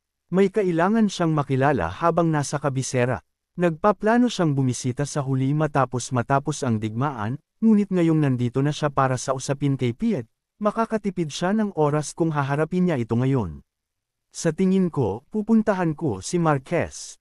Sigurado akong marami na siyang narinig tungkol sa akin. Hindi lang sa simbahan limitado ang kaguluhan. Ang mga maharlika na nakatira sa kabisera ay abala rin, walang katapusang. Nagchichismisan tungkol sa mga pinaggagawa ni Ghislaine. Isang banal na revelasyon. Hinulaan ng tagtuyot gamit iyon. Isa lang ba itong walang basehang chismis na nauugnay sa lalaking iyon? Sinasabi ko sa inyo, ang pato na iyon ay isang itim na salamangkero. Ang kataas-taasang commander ng hukbong kaharian, si Marquez Maurice Macquarie, ay gulat nang marinig ang balita. Kahit na siya ay madalas na mapaniwalain, hindi siya makapaniwala sa ganoong kwento. Hindi ito ang unang pagkakataon na ang mga nakakatawang chismis ay nagdulot ng kaguluhan sa kabisera. Ang naunang kaguluhan ay tungkol sa kung paano nanalo si Count Fenris sa kanyang digmaan. Mga lumilipad na lobo, may mga knight na bumabagsak mula doon. Ang pato na iyon ay isang swordmaster. May katuturan ba ang lahat ng ito, mga hanggal? Bakit ba ang lahat ng chismis tungkol sa kanya ay napaka-absurdo? Wala ni isa man ang kapanipaniwala. Ang malinaw na testimonya mula sa hukbo ng Cabaldi na lumaban kay Fenris ay magagamit.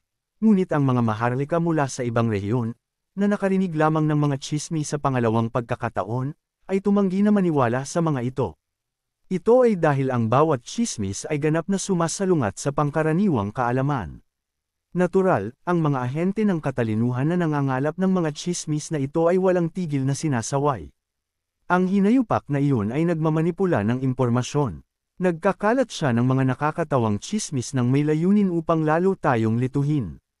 I-recruit agad ang mga opisyal sa kanilang panig at bigyan kami ng tumpak na impormasyon. Ang katotohanan tungkol sa mga chismis sa digmaan ay hindi pa nga na-verify ng maayos, at ngayon ay kumakalat na ang mga kwento ng mga banal na revelasyon at pagkasanto. Si Maurice, na lubos na nababagabag, ay walang magawa kundi magalit sa kanyang mga kawawang nasasakupan. Hindi lamang siya ang nag-iisa. Ang mga maharlika sa kabisera ay sangkot din sa walang saysay na mga debate sa gitna ng kaguluhan. Paano si Baron Fenris, na hindi naman isang pari o isang banal na dalaga, ay makakatanggap ng banal na revelasyon? Maliwanag na isa na naman itong walang basehang chismis tulad ng dati. Kung gayon paano mo ipapaliwanag ang mga paghahanda para sa tagtuyot? Makatuwiran kung tatanggapin mo na nakatanggap siya ng revelasyon. Kaya ngayon sinasabi mo na ang paglipad sa himpapawid at pagiging isang swordmaster ay salamat din sa Diyosa. Magpakatoto ka, gumamit ka naman ng pangkaraniwang kaalaman. At bakit naman yun hindi makatuwiran? Maaaring bigyan siya ng Diyosa ng kakayahang lumipad, lakas, o anuman. Maaari din niyang sabihin sa kanya na mag-imbak ng pagkain. Ang mga ahente ng katalinuhan ay nasuri na ang lahat, hindi ba? Swerte lang na ang mga plano sa paglipat ay nagkasabay sa oras. Lahat iyon ay walang saysay, sabi ko. Ang krisis sa klima ay isang katotohanan. At kaya, ang mga hindi na-verify na chismis ay kumalat na parang apoy sa kagubatan. Ang bawat pagtitipon ng mga maharlika sa kabisera ay tila may kasamang usapan tungkol kay Ghislaine. Sa piging ng Investors Club, tinanong ni Mariel si Rosalyn tungkol sa pinakabagong mga kwento. Una, may mga chismis tungkol sa kanya na lumilipad at pagiging master, at ngayon naman ay tungkol sa isang banal na revelasyon. Siguradong puro kasinungalingan iyon, hindi ba? Oo, nagpapalabas lang siya ng mas maraming nakakabaliw na stunts, gaya ng dati. Sumpa, hindi mo talaga malalaman kung ano ang ginagawa ng lalaking iyon. Santo Fenris, ang Baron. Hindi ba't nakakatawa lang iyon? Isang santong baluktot sa pera. Walang ganoon sa mundo. Medyo ngumuso si Rosalyn, naalala ang kanyang mga nakaraang pakikipagtagpo. Alam niya na ang pamamahagi ng ganoon kalaking halaga ng pagkain ay nagkakahalaga ng hindi maisip na kayamanan. Ngunit bilang isang taong ipinagmamalaki ang kanyang sarili sa pag-unawa sa karakter ni Ghislaine, tiwala siya na hindi siya natalo. Mayroon siyang dapat na puntiryahin. Anuman ang ginastos niya, sigurado akong nabawi niya ang lahat at higit pa. Malamang ay pinigan niya iyon mula kay Obispo Porisco, tama. Anuman, isang bagay ang tiyak, ang kasikatan ni Ghislaine ay umakyat ng husto kumpara sa nakaraan. Dahil sa walang katapusang pagchichismisa ng lahat sa kabisera tungkol kina Porisco at Ghislaine, si Marquess Branford ay nasa dulo na ng kanyang pasensya dahil sa sakit ng ulo na dulot nito sa kanya. Ghislaine. Dahil sa lalaking iyon, kahit ang mga opisyal ng katalinuhan ay nag-aaksaya ng kanilang enerhiya sa walang saysay na mga gawain. Una, nagdulot siya ng mga kakaibang tsismis tungkol sa digmaan, at ngayon ay sinusuportahan niya ang isang taong sakam na tulad ni Porisco. Ano ba talaga ang ginagawa ng lalaking ito sa lahat ng ito? Dahil ang mga ahente ng katalinuhan ay walang tigil na gumagalaw upang i-verify ang katotohanan sa likod ng mga tsismis at i-update ang impormasyon, ang mga hindi kinakailangang dokumento ay nagpapatong-patong araw-araw. Natural, parehong ang mga nag-uulat at ang mga nagre-review ng mga dokumento ay naguguluhan. Sa gitna nito, ang paksa ng lahat ng mga tsismis ay biglang nagpasyang bumisita kay Marquess Branford. Hindi man lang nag-abalang batiin siya nang dumating sa kabisera, si Ghislaine ay dumating lamang pagkatapos niyang asikasuhin ang lahat ng kanyang mga personal na lakad. Gaya ng dati, siya ay isang taong mapangahas. Kumusta na kayo, Marquess? Nandito na ako. Ang kanyang masayahing pagbati, na parang bumibisita sa bahay ng kaibigan, ay sinalubong ng masungit na ekspresyon mula kay Marquess Branford. Mukhang sikat ka ngayon. Ano ba talaga ang sinusubukan mong makamit sa lahat ng ito? Hindi ka ang tipo na kumilos ng walang dahilan. Ay, nag-aambag lang ako sa kawang gawa. Alam mo na, hirap ang lahat ngayon. Kawang gawa, ikaw, nang hindi umaasa ng anuman kapalit. At kasama si Porisco, hindi ba? May katuturan ba iyon? Tinatawag na nila akong santo ngayon, Marquess. Hindi mo ba narinig ang palayaw? Hindi na malaya ni Marquess Branford na hinawakan niya ang kanyang mga sentido. Ang pakikitungo kay Ghislaine ay sakit na sa ulo, at ngayon ay nagawa pa ng lalaki na magkaroon ng kasikatan. Mukhang mas mahirap siyang pigilan araw-araw. Kung tutuusin, kailan ba siya naging kontrolado sa simula? Bumantong hininga, nagkunwaring seryoso si Marquess Branford at nagsalita. Sige, sabihin na nating kawang gawa nga. Pero sinabi ko sa iyo na huwag kang magdulot ng gulo, at ngayon ay gumawa ka pa ng napakalaking insidente.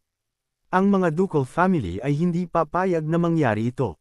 Inasahan mo naman iyan, kaya nga ipinadala mo ang Second Legion, tama?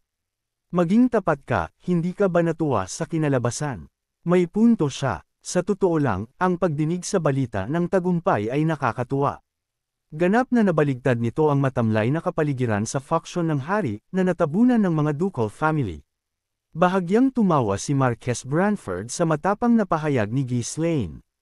Sige, hindi yun masama. Ang sabi, ang lahat ng opisyal ng katalinuhan sa kabisera ay nahihirapan dahil sa iyo. Para saan naman? Ang buong bagay tungkol sa rebelasyon, bukod pa sa mga bagay na may kaugnayan sa digmaan. Maaari na akong magtanong sa iyo ng direkta. Paano mo ba nakuha ang kuta na iyon ng ganoon kabilis? Sa tanong ni Marquess Branford, si Ghislaine ay sumagot ng buong katapatan. Dahil ikaw ito, Marquess, sasabihin ko sa iyo ng malinaw. Gumawa ako ng lumilipad na kagamitan at pumasok sa kuta ng kalaban kasama ang 100 Knights. Inambus namin ang mga sundalo na nagbabantay sa tarangkahan, inalis sila, at pagkatapos ay personal kong sinira ang tarangkahan, pinahintulutan ang aming mga puwersa na pumasok at lipulin ang kalaban. Eksakto yun tulad ng iniulat ng mga impormante, ang parehong walang saysay na mga tsismis. Nang manatiling tahimik si Marquess Branford, maingat na nagsalita si Ghislaine. Aba, mayroon pa ba kayong ibang gusto malaman? Lumipad ka, kasama ang mga knight, 100 knights, sabi mo. Oo, at paano mo sinira ang tarangkahan ng kastilyo? Sinira ko ito mag-isa, ikaw lang, sinira mo. Tama, kilala na ang katotohanan na walang mga knight si Fenris. Pero ano, 100 knights, isang simpleng baron na nag-aangkin ng bilang na tanging isang dakilang kamahalan lang ang kayang mag-utos.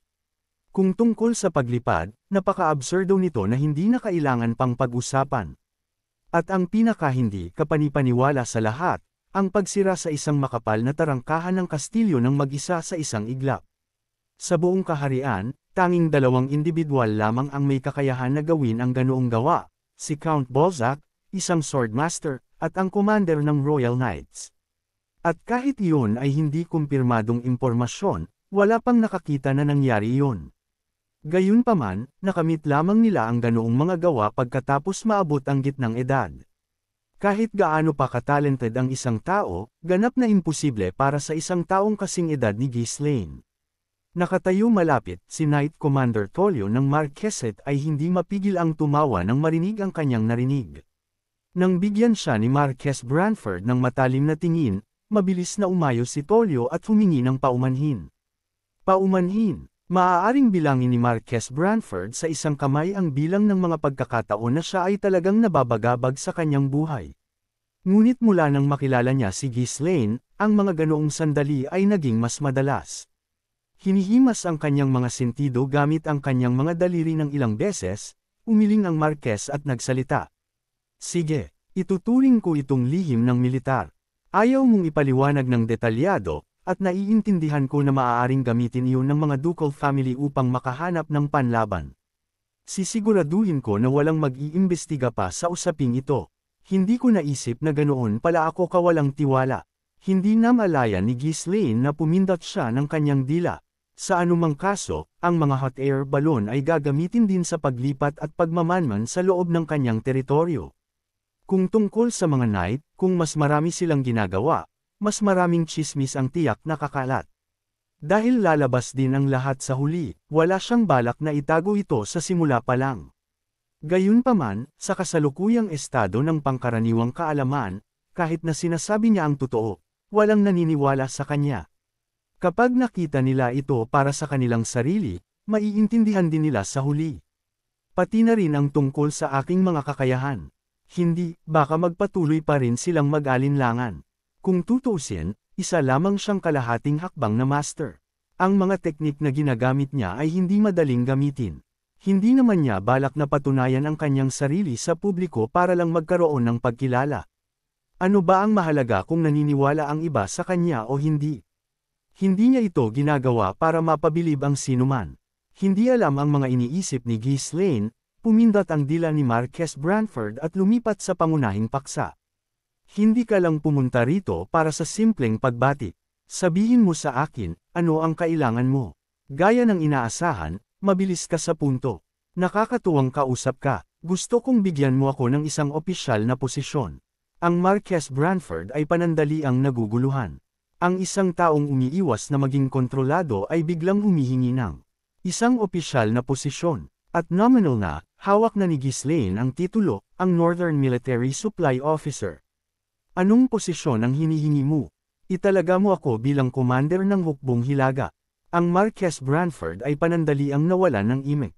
Gaya ng dati, si Ghislaine ay dumating na humihingi ng isang napakalaking bagay. Ang kaharian ng Britanya, isang matatag na pundasyon sa mga lupaing ito, ay pinuprotektahan ng isang matayog na tanggulan na binubuo ng 4 na leyon na nakapalibot sa kabisera nitong Cardania. Sila ang mga bakal na sandata na nagbibigay panatag sa bansa, hindi nagagalaw at handang sumalubong sa anumang banta. Gayunpaman, sa mga malalayong rehiyon, ibang-iba ang sitwasyon.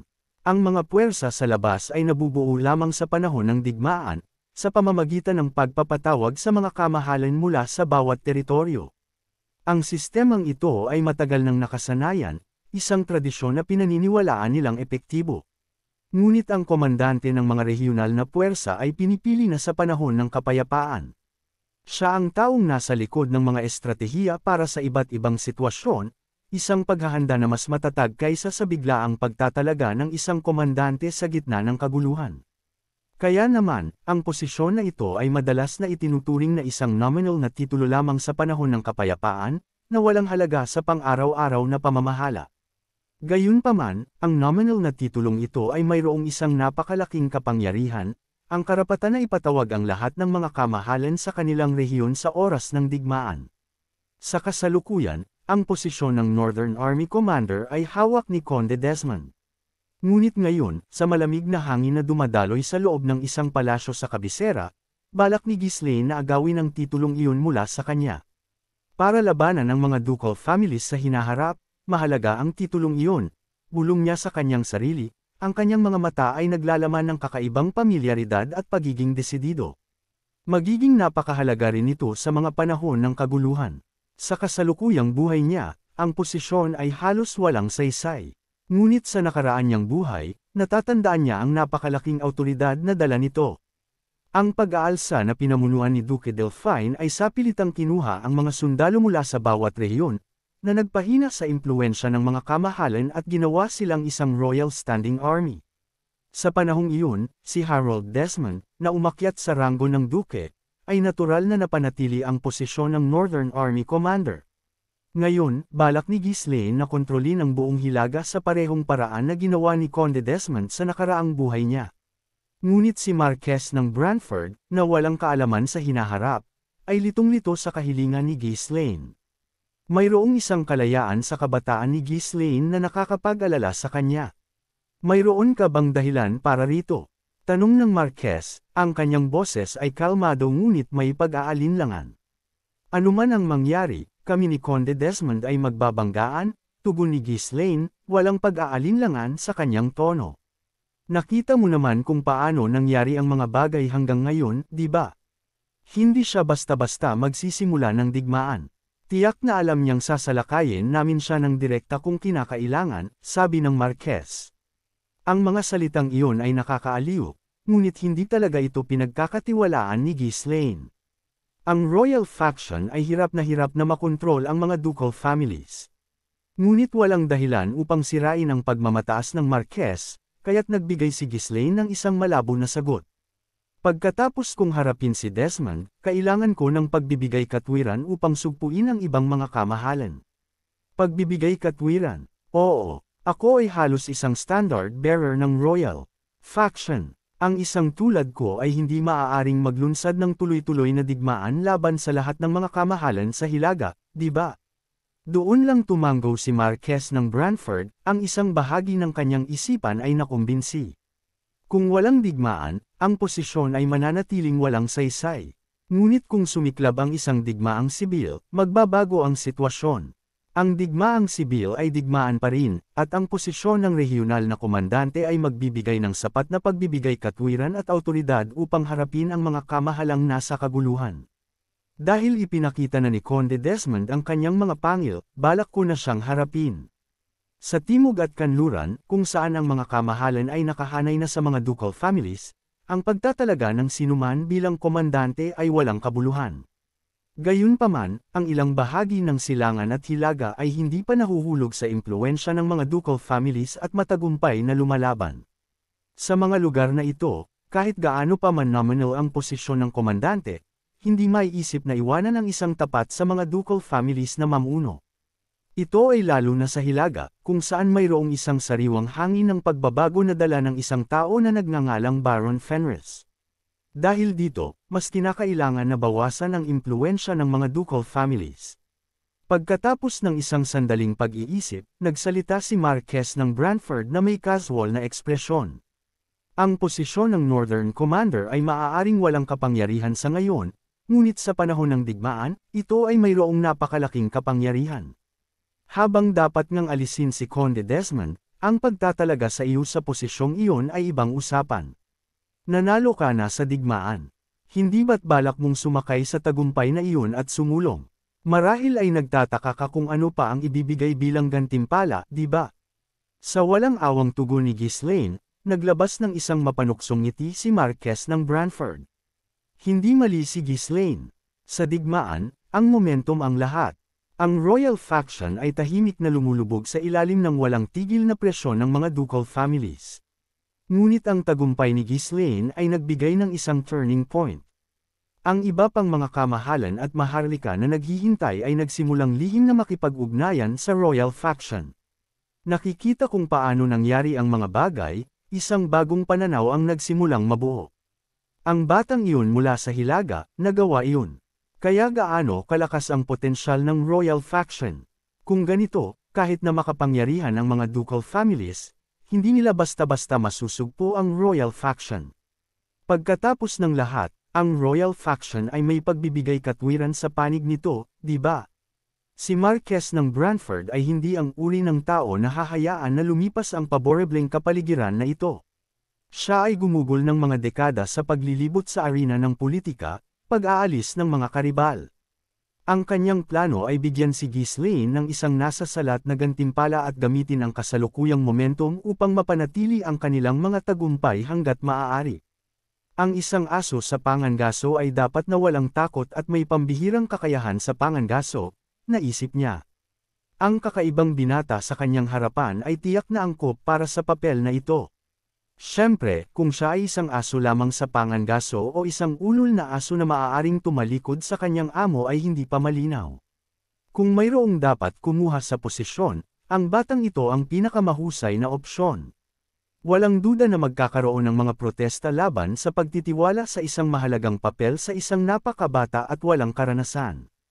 Gayunpaman, gaano man niya ito suriin, walang mas mahusay kaysa kay Ghislaine para sa Hilaga.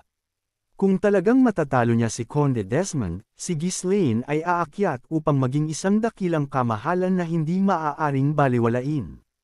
Nang sinuman, pinag-iisipan ko pa kung anong uri ng gantimpala ang ibibigay sa kanya. Palagi siyang dumarating sa tamang oras upang hingin kung ano mismo ang gusto niya. Napakagulo na tao, maaari siyang tumanggi. Siyempre, ngunit palaging nag-agawa ni Ghislaine ng paraan ang mga sitwasyon kung saan ang pagtanggi ay nagiging napakahirap. Habang lalo siyang pinagmamasdan ni Marquess ng Branford, lalo siyang nahuhumaling. Walang duda sa kakayahan ni Ghislaine. Ang kanyang personalidad ay mailap at walang pasubali, na nagpapahirap sa pagkontrol, ngunit ang kanyang mga kasanayan ay higit pa sa sapat. Pagkatapos ng isang maikling sandali ng pag-iisip, dahan-daang tumanggo si Marquess ng Branford. Sige, ibibigay ko sa iyo ang posisyon. Ngumiti si Ghislaine ng buong liwanag. Bagaman hindi niya inaasahan na tatanggi si Branford dahil sa kanilang magkatugmang layunin, hindi niya maiwasang maging masaya na naganap ang lahat. Nakuha na niya ang kanyang pinuntahan, balak ni Ghislaine na ibigay ang isang token na regalo ng mga supply ng pagkain at bumalik. Gayunpaman, hindi pa tapos magsalita si Marquess ng Branford. Ngayon na kontrolado mo na ang teritoryo ni Conde Caboldi, magsusumit ako ng isang panukala sa Royal Court para sa iyong pagiging marangal. Hindi naman ako partikular na gustong maging marangal, wika ni Ghislaine. Seryoso si Ghislaine. Kailangan niya lang ng isang titulo upang makakuha ng pagkakamahalan sa simula, ngunit ngayon, wala na siyang silbi para sa mga ganoong bagay. Kung sakaling kailanganin sa hinaharap, maaari niyang durugan ang mga duke o mga hari sa pamamagitan ng lakas at kunin ang anumang gusto niya. Ngunit seryosong nagsalita si Marquess ng Branford. Ang posisyon ng regional na komandante ay nangangailangan ng hindi bababa sa ranggo ng isang konde. Iyon ang batas ng kaharian. Habang kinakamot ni Ghislaine ang likod ng kanyang ulo, tumawa siya ng awkward. Ganoon ba? Hindi ako masyadong sanay sa batas. Aba, may ganyang patakaran. Talagang, ito ay isang tao na maaaring mabuhay ng walang mga batas. Habang pinagmamasdan ng walang hiya ng ngiti ni Ghislaine, umiling si Marquess ng Branford. Kung ganoon, mamanahin mo ang titulo ng Caboldi, dahil ang rehiyon na iyong kinontrol ay mas malaki. Hindi, mananatili ako sa Fenris. Ang madalas na pagbabago nito ay makakalito sa mga tao. Bukod pa rito, hindi ko gusto ang tunog ng Caboldi. Naisa ko na ang lugar sa ilalim ng pangalang Fenris. Sige, gawin mo ang gusto mo. Kahit naigiit niya, ang matagal ng mga pangalan ng rehiyon at titulo ay hindi madaling mawawala sa alaala ng mga tao. Ngunit kung ang may-ari mismo ay determinado, anong pagpipilian ang mayroon? Walang saysay na makipagtalo sa isang tao na nabubuhay sa kanyang sariling mga tuntunin. Ang kamahalan ay kasalukuyang nakahiga, kaya makikipag-ugnayan ako sa Chancellor at aayusin ang seremonya ng iyong pagiging marangal. Sige, naiintindihan ko. Si Ghislaine ay dumating lamang upang makuha ang posisyon ng komandante ngunit bigla na lang siyang itinaas sa ranggo ng isang konde. Hindi naman masama ang kinalabasan. Pagkatapos ng lahat, ang pagkuha ng isang mahalagang bagay ay hindi kailanman masama. Ito ay tulad ng pagtanggap ng isang hindi inaasahang regalo. Isang basalyo ng iyong ama, ngunit may mas malaking kapangyarihan at parehong ranggo. Si Conde Ferdium ay hindi malamang na matutuwa. Wala akong pakialam. Hindi yun ang mahalaga. Kung ito man ay isang duke, isang marquess, o anumang iba pang titulo, walang saysay ito kung walang kapangyarihan na sumusuporta dito. Hindi naman mukhang partikular na nasisiyahan si Marquess ng Branford. Gayunpaman, paano magiging kulang ang isang tao sa bawat aspeto kumpara sa kanyang sariling basalyo at anak? Hindi iyon. Magandang tingnan sa mata ng iba. Luma na. Hindi alam ang iniisip ni Ghislaine, nagsalita si Marquess ng Branford na parang siya ay labis na mapagbigay. Aayusin ko na itaas din si Conde Ferdium kasama mo. Isaalang-alang mo na settled na ito. Ano? Siyempre, ang opisyal na dahilan ay walang kinalaman sa iyo. Sa halip, ito ay ipapasa bilang isang pagkilala para sa matagal ng dedikasyon ng pamilya Ferdium sa Hilaga. Dahil ang Margrave ay itinuturing na isang kapantay ng Marquess, walang magiging malaking oposisyon. Hindi ito malaki sa mga tuntunin ng praktikal na benepisyo, ngunit magsisilbi itong isang magandang pagbibigay katwiran. Karamihan ay makikita ito bilang walang iba kundi isang walang laman na titulo. Bagaman totoo iyon, kahit na isang walang laman na titulo ay mas mahusay kaysa sa wala. Ito siguro, ang authoritative at patriarchal na likas na katangian ng mga lalaking may kapangyarihan. Hindi naman ito isang bagay na hindi ko maintindihan. Para sa mga maharlika ng panahong ito, kahit na ang mga tila walang saysay na pag-aalala sa mukha at kagandahang asal ay mayroong napakalaking kahalagahan. Anuman ang mangyari, ang pamilya ni Conde Ferdium sa malayong Hilaga ay naging isang marquessate. Hindi ko ito intensyon na ipilit, ngunit sa pag-uugali ni Marquess ng Branford, tila hindi niya ito maaaring hayaan na lang. Well, hindi naman kailangan, ngunit mayroong isang kasabihan na huwag tingnan ang isang kabayo na may regalo sa bibig. Walang dahilan upang tanggihan ang isang bagay na inaalok. Ang tatay ay malamang na matutuwa. Salamat sa inyong pagiging mapag-isip. Oo, kapag minana mo ang iyong teritoryo, magiging isang marquess ka rin, kaya hindi naman ito masama. Isipin mo na lang na ito ay isang karagdagang gantimpala para sa iyong serbisyo. Kung nagbibigay ka ng dagdag na gantimpala, hindi ba't maaaring ibang bagay?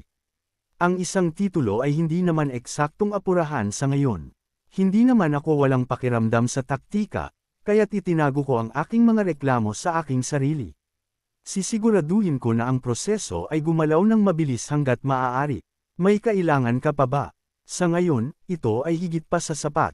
Kung sakaling may kailangan pa ako, babalik ako upang makipag-usap sa iyo. Gumalaw ang mga labi ni Marquess ng Branford.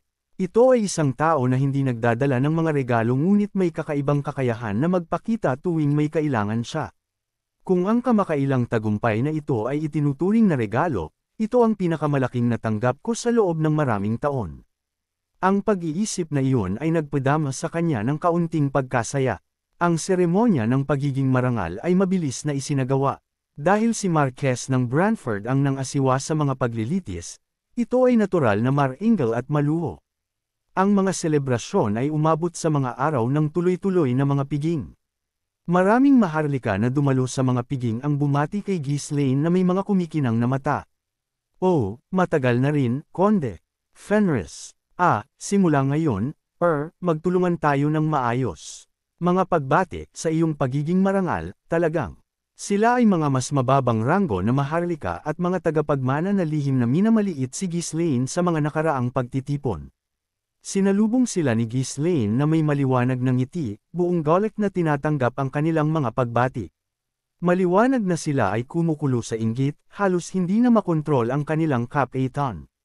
Malamang ay hindi nila inaasahan na aakyat si Ghislaine sa ganoong prominence. Akala nila gagamitin lang ako at itatapon, ngunit narito ako, lumilipad ng mas mataas at mas mataas. Kaya pala sila balisa. Ngayon, ang agwat sa pagitan nila ay napakalaki na para sa kanila upang maglakas loob na baliwalain siya, ngunit ang kanilang mga mata ay nagkanulo pa rin sa inggit. At panibugho, hindi papayag ang Ducal family. Mamatay ka na. Narinig kong magbabanggaan sila ni Conde Desmond.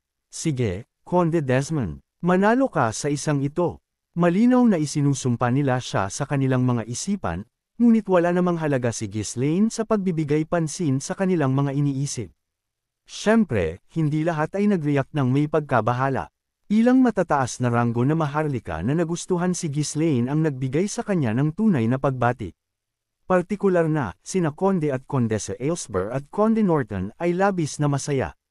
Talagang, mga pagbati, ang makakuha ng titulo ng Conde sa ganoong kabataang edad ay kahanga-hanga. Salamat sa iyong tagumpay, ang kapaligiran sa aming mga grupo ay lubos na bumuti. Kung may kailangan ka man, huwag kang mag-atubiling ipaalam sa akin. Gagawin ko ang lahat upang matulungan ka. Salamat. Aasa ako sa inyong gabay at suporta sa hinaharap. Pagkatapos umalis ng mga matataas na ranggo na maharlika, isang kumpol ng mga batang maharlika ang nagtipon sa paligid ni Ghislaine. Ang ingay ng mga pambihirang tsismis na nakapalibot sa kanya ay nagpahadlang sa kanila na pigilan ang kanilang pagkamausisa. Si Rosalind, na nakatayo malapit kay Ghislaine, ay naitulak pabalik ng bigla ang dami ng tao at nahulog sa sahig. Ikinuyong niya ang kanyang mga kamao at nagnalit ang kanyang mga ngipin sa galit. Nakakagalit ito, gusto ko nang mamatay. Kahit ang mga pari mula sa Juana Church ay lumapit sa kanya. Pagkakita ni Porisco kay Ghislaine, agad niyang hinawakan ang kanyang kamay at ngumiti ng malapad. Nako, mga pagbati, ikaw nga ay isang pinili upang tumanggap ng paghahayag ng Diyos sa kasama ko. Mamatay ka na. Paano ka naging konde? Ano ang dapat kong gawin ngayon? Sa kabila ng kung ano ang walang duda na iniisip niya sa loob, ang pag-arte ni Porisco ay walang kamali-mali. Sa lahat ng aking mga buhay, maaari kong bilangin sa isang kamay kung gaano karaming tao ang nakita kong maaaring magpakita ng ganoong kapani-pani walang pagganap. Habang pinipigilan ang pagtawa, nakisali si Ghislaine. Oh, pinuri niyo po ako. Lahat ay salamat sa biyaya ng Diyosa, sigurado ako. Sa ganitong paraan, ginugol ni Ghislaine ang buong piging na walang tigil na nakikipag-ugnayan sa lahat ng mga kilalang tao mula sa kabisera. Parang 10 katawan ang hindi sapat upang makasabay. Sa wakas, habang papalapit na sa pagtatapos ang piging, nakahanap siya ng sandali para sa kanyang sarili at hinanap si Mariel upang tanungin siya. May kilala ka bang nagngangalang Ascon? Ascon? Oh, yung elf na may isyo sa galit. Teka, huwag mong sabihin na yung elf na iniligtas mo ay siya. Sikat ba siya? Oo naman, kilalang kilala siya. Mayroon pa siyang kakaibang talento. Kakaibang talento? Ano iyon? Siya ay nakakatawang matatag. Maaari mo siyang saktan hanggat gusto mo, at patuloy lang siyang nakatayo.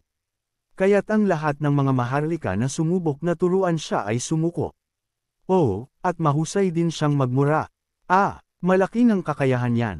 Tumango si Ghislaine ng may pag-iisip. Si Ascon ay naging hindi karaniwang masunurin mula nang maranasan ng takot sa malapit na kamatayan. Gayunpaman, alam na mayroon siyang ganoong kasamang reputasyon. Nagpasya si Ghislaine na maging matalino na bantayan siya ng malapit. Sa matagumpay na pagtatapos ng seremonya ng pagiging marangal at piging, bumalik si Ghislaine sa kanyang teritoryo na nasa masayang kalagayan. Nakuha ko ang komisyon ni Piet, nakuha ang sagradong relikya, kinontrol si Porisco, nakuha ang posisyon ng komandante, itinaas ang titulo ng tatay. Aba, gaano karaming tagumpay ang nakuha ko sa pagkakataong ito. Matagal na rin ang marami siyang nagawa ng sabay-sabay. Hindi niya maiwasang maramdaman ang matinding kaligayahan. Nang bumalik si Ghislaine bilang isang konde, nagdiwang ang Fenris Estate. Sina Belinda, Fergus, Gillian, at ang kanyang iba pang malalapit na kaibigan ay lubos na masaya. Ang mga kabalyero, sundalo, at karaniwang tao ay sumali sa mga selebrasyon, lahat ay nagdiriwang sa pagiging marangal ng kanilang kamahalan bilang isang konde. Samantala, si Claude ay nasa isang estado ng pagkabigla, hindi makapagsalita ng isang salita. Ano? Supreme Commander ng Northern Army. Konde ng Fenris. Hindi lang ang ating kamahalan ang nababaliw, pati na rin ang buong mundo. Sinasaklaw niya ang lahat ng magagandang bagay para sa kanyang sarili. Sa baligtad na mundong ito, kumbinsido si Claude na siya na lang ang natitirang nasa tamang katinoan. Ang kaguluhan ay hindi lamang limitado sa Fenris Estate. Ang Northern Fortress, na biglang dinalaw ng mga royal envoy, ay natagpuan ang sarili sa kumpletong kaguluhan. Ang taglagas ay lumalamig na sa hilagang muog, at ang hangin ay nagdadala ng babala ng nalalapit na taglamig at ng balita ng gyera. Para kay Swalter, ang Count ng Ferdium, ang bawat hininga ay parang isang mabigat na pasanin. Ang kanyang mga balikat, na nakagisnan ng pinasa ng bigat ng pagprotekta sa hilagang hangganan, ay lalo pang bumigat sa bawat araw. Sa panahong ito ng matinding pangamba, dumating ang isang sugo. Ang sugo na dumaan sa tarangkahan ng muog ay walang iba kundi si Baron Andy Shear, ang kapareho niyang inatas ang maghatid ng mga supply sa Ferdium noon. Nakangiti ito, na tila hindi alintana ang malamig na hangin na tumatama sa mukha nito. Ang ngiti ni Baron Shear ay naging matalim na kaibahan sa pag-aalala na nakaukit sa mukha ni Swalter. Kamusta po kayo? Bati ni Baron Shear. Naparito po ako para maghatid ng isang proklamasyon mula sa hari. Walang maipaliwanag na kaba ang tumalon sa dibdib ni Swalter. Ang kanyang mga mata ay sumilay ng pag-aalangan, habang tumanggaw siya sa tagapagbalita. Iyon, ano na naman kaya iyon? Bakit nais akong makita ng pamilya ng hari? Tanong niya, ang kanyang tinig ay halos pabulong. Sa tuwing may dumarating na sugo, ang kanyang mga ugat ay kinakagat ng takot. Ang takot na iyon ay hindi para sa kanyang sarili, kundi para sa kanyang anak, si Ghislaine. Iniisip niya kung nakagawa na naman kaya ito ng gulo sa malayo. Sa panahon pa man din ngayon na Maeslan dahil sa nalalapit na gyera, ang kanyang kaba ay mas lalong bumigat. Ngunit ang ngiti ni Baron Shear ay hindi naglaho. Sa halip, lalo pa itong lumawak. Mula po ngayon, itinaas na ang inyong ranggo bilang isang Marquess. Maraming pagbati po. Anya, na tila nagbibigay ng pinakamagandang balita sa buong mundo. Si Swalter ay nanatiling nakatayo, tulala. Ang kanyang isip ay parang isang gumuho na lupain. Walang salita na lumabas sa kanyang bibig, maliban sa isang tanong na halos hindi na mabigkas. Marquess. Ako, opo. At ang inyong kapangyarihan at tungkulin sa pagtatanggol ng hangganan ay mananatili pa rin tulad ng dati, paliwanag ni Baron Shear. Pero bakit, bigla na lang? Bulong ni Swalter, na hindi pa rin nakakabawi sa kanyang pagkabigla. Hindi niya maunawaan. Wala siyang ginawang dakilang bagay para sa hari. Wala siyang ginawang kahangahangang gawain para sa kabisera. Kaya naman, ang pagiging Marquess ay isang bagay na nakakalito at hindi niya maintindihan. Si Baron Shear ay sandaling nagpaliwanag, na tila nagmamadali. Ang opisyal na dahilan ay para gantimpalaan ang kanyang taon-taong serbisyo sa hari. Ngunit hindi na kailangan pang sabihin ni Baron Shear ang tunay na dahilan. Alam na alam ni Swalter kung sino ang tunay na may pananagutan sa pagbabagong ito. So, si Ghislaine ay, naging isang count. Tanong niya, ang kanyang boses ay nanginginig sa matinding pagkabigla. Opo, siya po. Ngayon ay si Count Fenris. Ang mundo ay tila gumagala sa paligid ni Swalter. Ang kanyang isip ay bumaligtad. Ang pasaway na bata na iyon, ang sakit ng ulo ng pamilya, ay isa na ngayong mataas na ranggong maharlika. Kahit na isang sugo pa mula sa hari ang naghatid ng balita, hindi pa rin siya makapaniwala. Sa lahat ng hirap at pagdurusa, wala siyang nagawang tulong sa kanyang anak. Ngunit si Ghislaine ay nagtagumpay sa pamamagitan ng kanyang sariling lakas.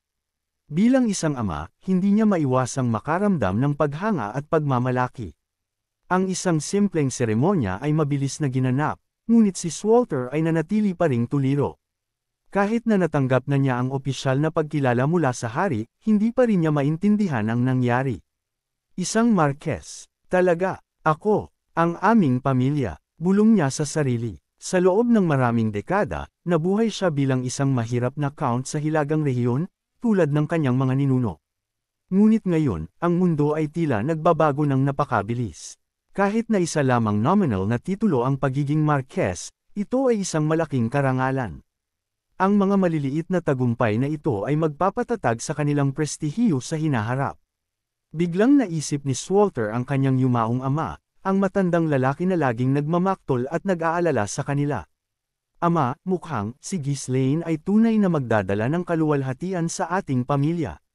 Habang nananatiling tuliro si Swalter, ang commander ng mga kabalyero na si Randolph ay masiglang nagsalita sa tabi. Mula ngayon, kayo na si Marquess Ferdinand. Ang mga kabalyero at sundalo ay sumigaw sa tuwa, na tila yayanig sa buong muog.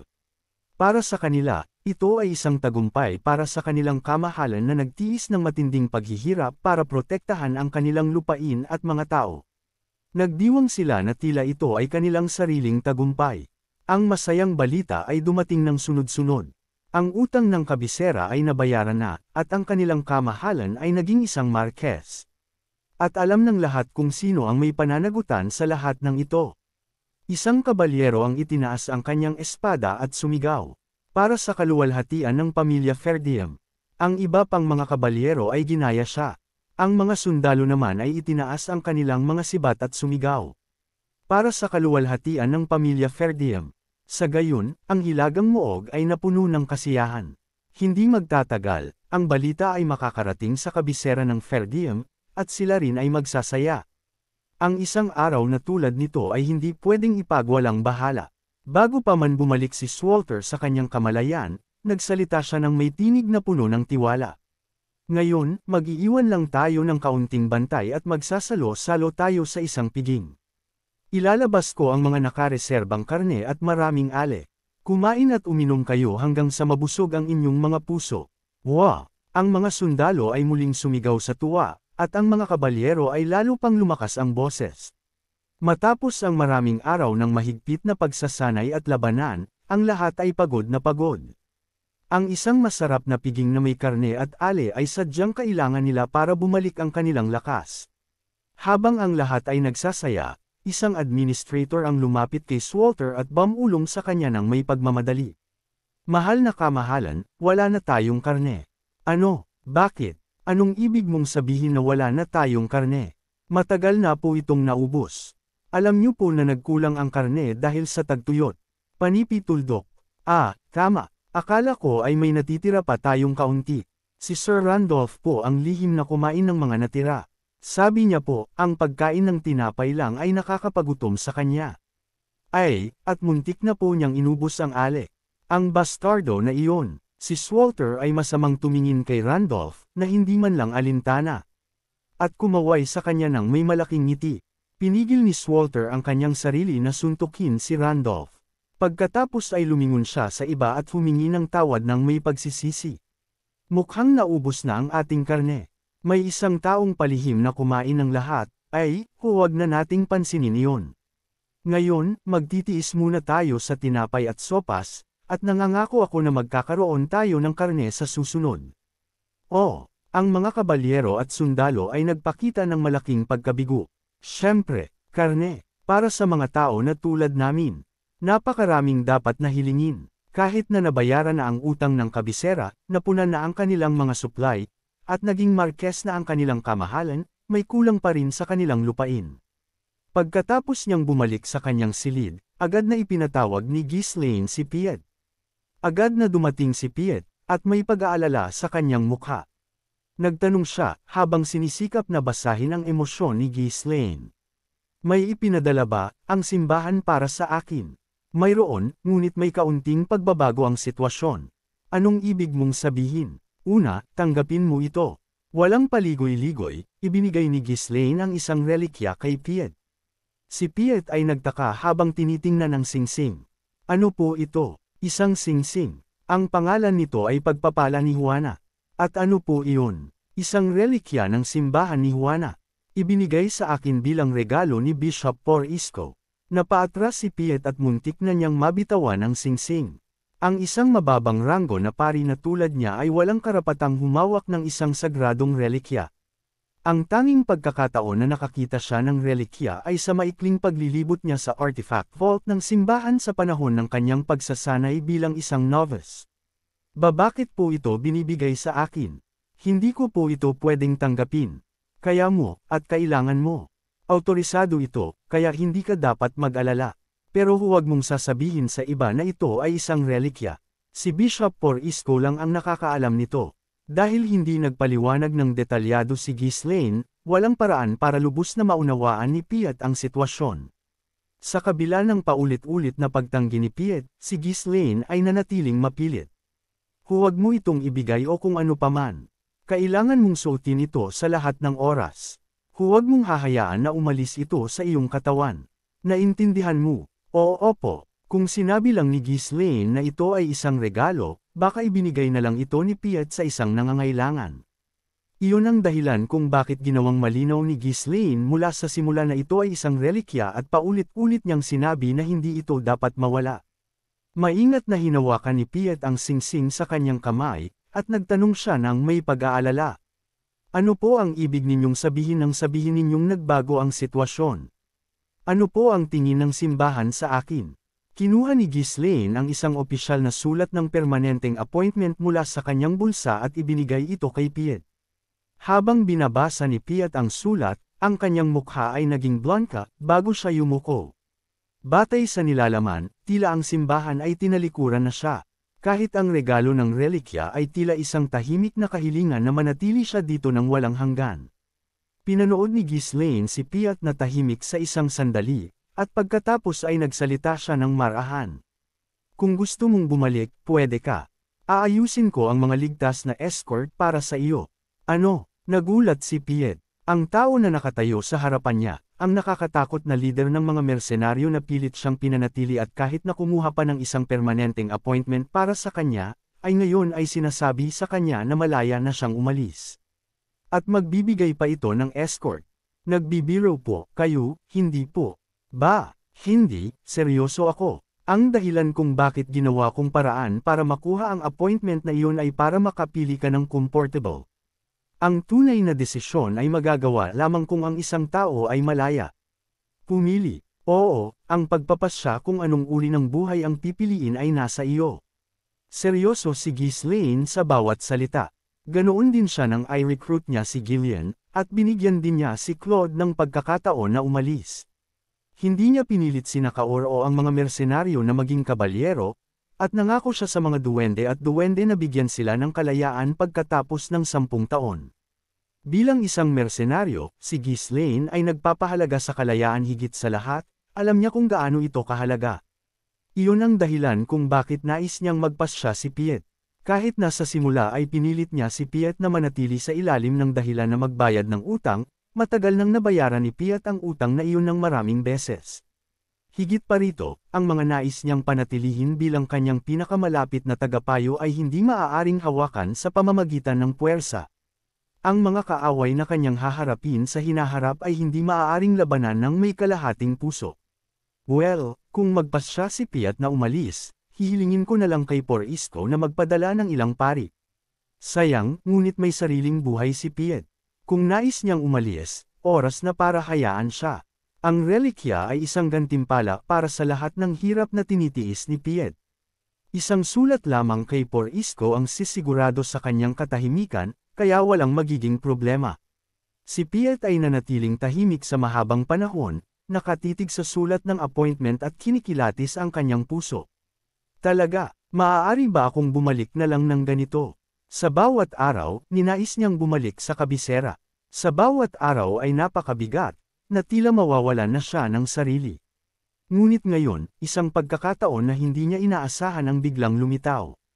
Ang sandali na kanyang inaasahan ay sa wakas ay dumating na. Kaya't makatwirang ngumiti, tanggapin ito, at umalis ng walang pag-aalinlangan. Kaya bakit siya nakakaramdam ng pag-aalala? Kung aalis ako, ang iba ay kailangang magpasa ng pasanin. Ang parehong pag-iisip ay humadlang sa kanya noon. Alam niya kung gaano kahalaga ang kanyang papel sa kabisera. Ngunit hanggang kailan ko dapat gawin ito? Hindi ba, sapat na ang ginawa ko? Walang ibang pari ang magtatrabaho ng ganito, na tumutulong sa maraming tao sa ilalim ng ganoong kahirapan. Kung may nakakaintindi nito, ito ay siya, isang tao na nabuhay sa loob ng simbahan mula pa sa kanyang pagkabata. Tiyak, nagawa na niya ang kanyang tungkulin. Hindi niya pwedeng gugulin ang buong buhay niya ng ganito. May sarili siyang buhay na dapat pangalagaan, hindi ba? Kung mananatili siya dahil sa awa o simpatiya, hindi ito magtatapos. Ang kanyang puso ay nanatiling nababagabag. Bago pa man lumalim ang kanyang damdamin at magdulot sa kanya ng mas matinding sakit, mukhang mas mabuting tapusin na ito dito. Binuksan ni Piet ang kanyang bibig, ang kanyang tinig ay nanginginig. Salamat po, sa lahat. Ang kanyang lalamunan ay humigpit, at ang mga salita ay hindi lumabas ng maayos. Habang nagpupumilit siyang magpatuloy, ang kanyang mga mata ay napuno ng luha habang naaalala ang kanyang pasasalamat. Ang mga talata na kanyang binasa araw-araw mula pa sa kanyang pagkabata ay lumabas sa kanyang isip. Ang pagtulong sa mga naghihirap at nagdurusa ay paglilingkod. Ikaw ay magiging pinakamababa sa lahat at maglilingkod sa iba. Kaya't susundin mo magpakailanman ang landas ng awa, katotohanan, at katarungan. Ang mga mukha ng mga taong kanyang tinulungan ay napuno sa isip ni Piet. Ang mga nagugutom, ang mga may sakit, ang mga nawawalan ng pag-asa. Nang una siyang dumating dito, tila ang lahat sa kabisera ng Cab Aldi ay nasa ganoong estado. Ngunit ano ang nangyayari ngayon? Wala nang nagugutom, mas kaunti na ang may sakit. Ang mga ngiti ay nagsimulang lumabas sa mga mukha ng mga dating walang pag-asa. Ang kamahalan na nakatayo sa harapan niya, ang kanyang mga tagapayo, at ang lahat ay nagsama-sama para baguhin ang kabisera. Kahit na ang kanilang ginawa ay hindi ganap na para sa kabutihan ng mga tao. Ang Ghislaine na kanyang pinagmasdan ay isang tao na gagamitin ng anumang paraan para maabot ang kanyang mga layunin. Siya ay isang tao na hindi madaling tukuyin bilang mabuti o masama, isang tao na mas malapit sa gulo mismo. Ngunit, ang kanyang mga aksyon ay sa huli ay nakinabang sa mga tao. At para magpatuloy iyon, ang lakas ni Piet ay mahalaga pa rin. So hindi ko man lang naintindihan ang sarili kong puso. Sa wakas, naintindihan ni Piet ang katotohanan tungkol sa kanyang damdamin. Ang pag-aalala na kanyang naramdaman nang sinubukan niyang umalis, ngayon, naintindihan niya ang pinagmulan nito. Humihinga ng malalim, biglang ngumiti si Piet at nagsalita. Nararamdaman ko na ang kapayapaan ngayon. Naintindihan ko na kung bakit nababagabag ang aking puso.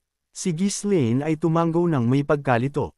Hindi ba iyon ay dahil hindi makabalik si Piet sa kanyang tahanan? Nakangiti pa rin ng marahan, nagpatuloy si Piet. Nag-aalala ako kung kailan ako hahanapin ng simbahan o kailan ako ipapatawag. Hindi ko naintindihan, ngunit hindi lang ako comfortable dahil doon. Ang makita ito ay nagpaliwanag sa akin ng aking tunay na damdamin. Ang iyong tunay na damdamin. Si Piet ay tumanggaw ng matatag. Opo, nais kong manatili dito. Nais kong manatili dito at tulungan ang mga naghihirap at nangangailangan. At sa hinaharap, nais kong tulungan ang mas maraming tao. Iyan ang tunay na ibig sabihin ng pagtupad sa kalooban ng Diyos, at naniniwala ako na iyon ang dahilan kung bakit ibinigay sa akin ng Diyos ang banal na kapangyarihan. Si Ghislaine ay bahagyang nagulat.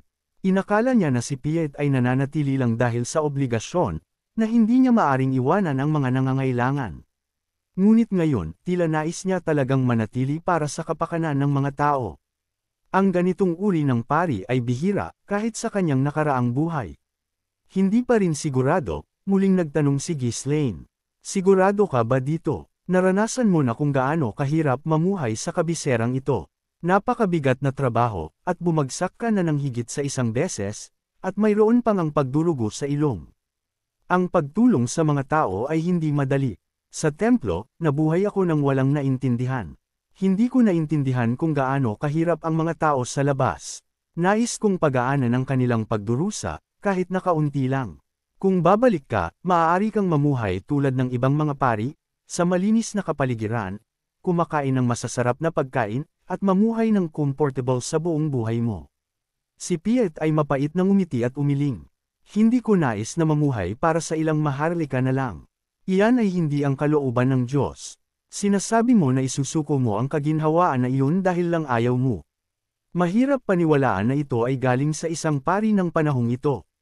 Kung narinig ito ni Claude, baka sipa-sipa niya si Piet at tanungin kung nababaliw na siya. Ngunit pinagsama ni Piet ang kanyang mga kamay na tila nagdarasal, pumikit siya, at nagsalita ng time na ipinapahayag ang kanyang tunay na hangarin. Opo, naglilingkod ako sa pinakamataas na kapangyarihan ngunit nabubuhay ako para sa mga nasa pinakamababang lugar. Sa sandaling iyon, tila si Piet ay nakaabot sa isang pagliliwanag. Isang mahinang banal na aura ang nagsimulang lumabas mula sa kanyang katawan. Ang kanyang kulay rosas na buhok ay unti-unting naging kulay pilak. Si Ghislaine ay nawalan ng salita. Ang Piet na nasa harapan niya ay hindi tulad ni Por Isko o ng iba pang mga pari na kanyang nakilala. Tila si Piet ay isang ganap na iba't ibang uri ng nilalang. Isang tunay na banal ang isinisilang dito. Abangan! Kung nagustuhan po ninyo ang aking recap, huwag sana ninyong kalimutan ang mag-like o mag-comment. Maraming salamat.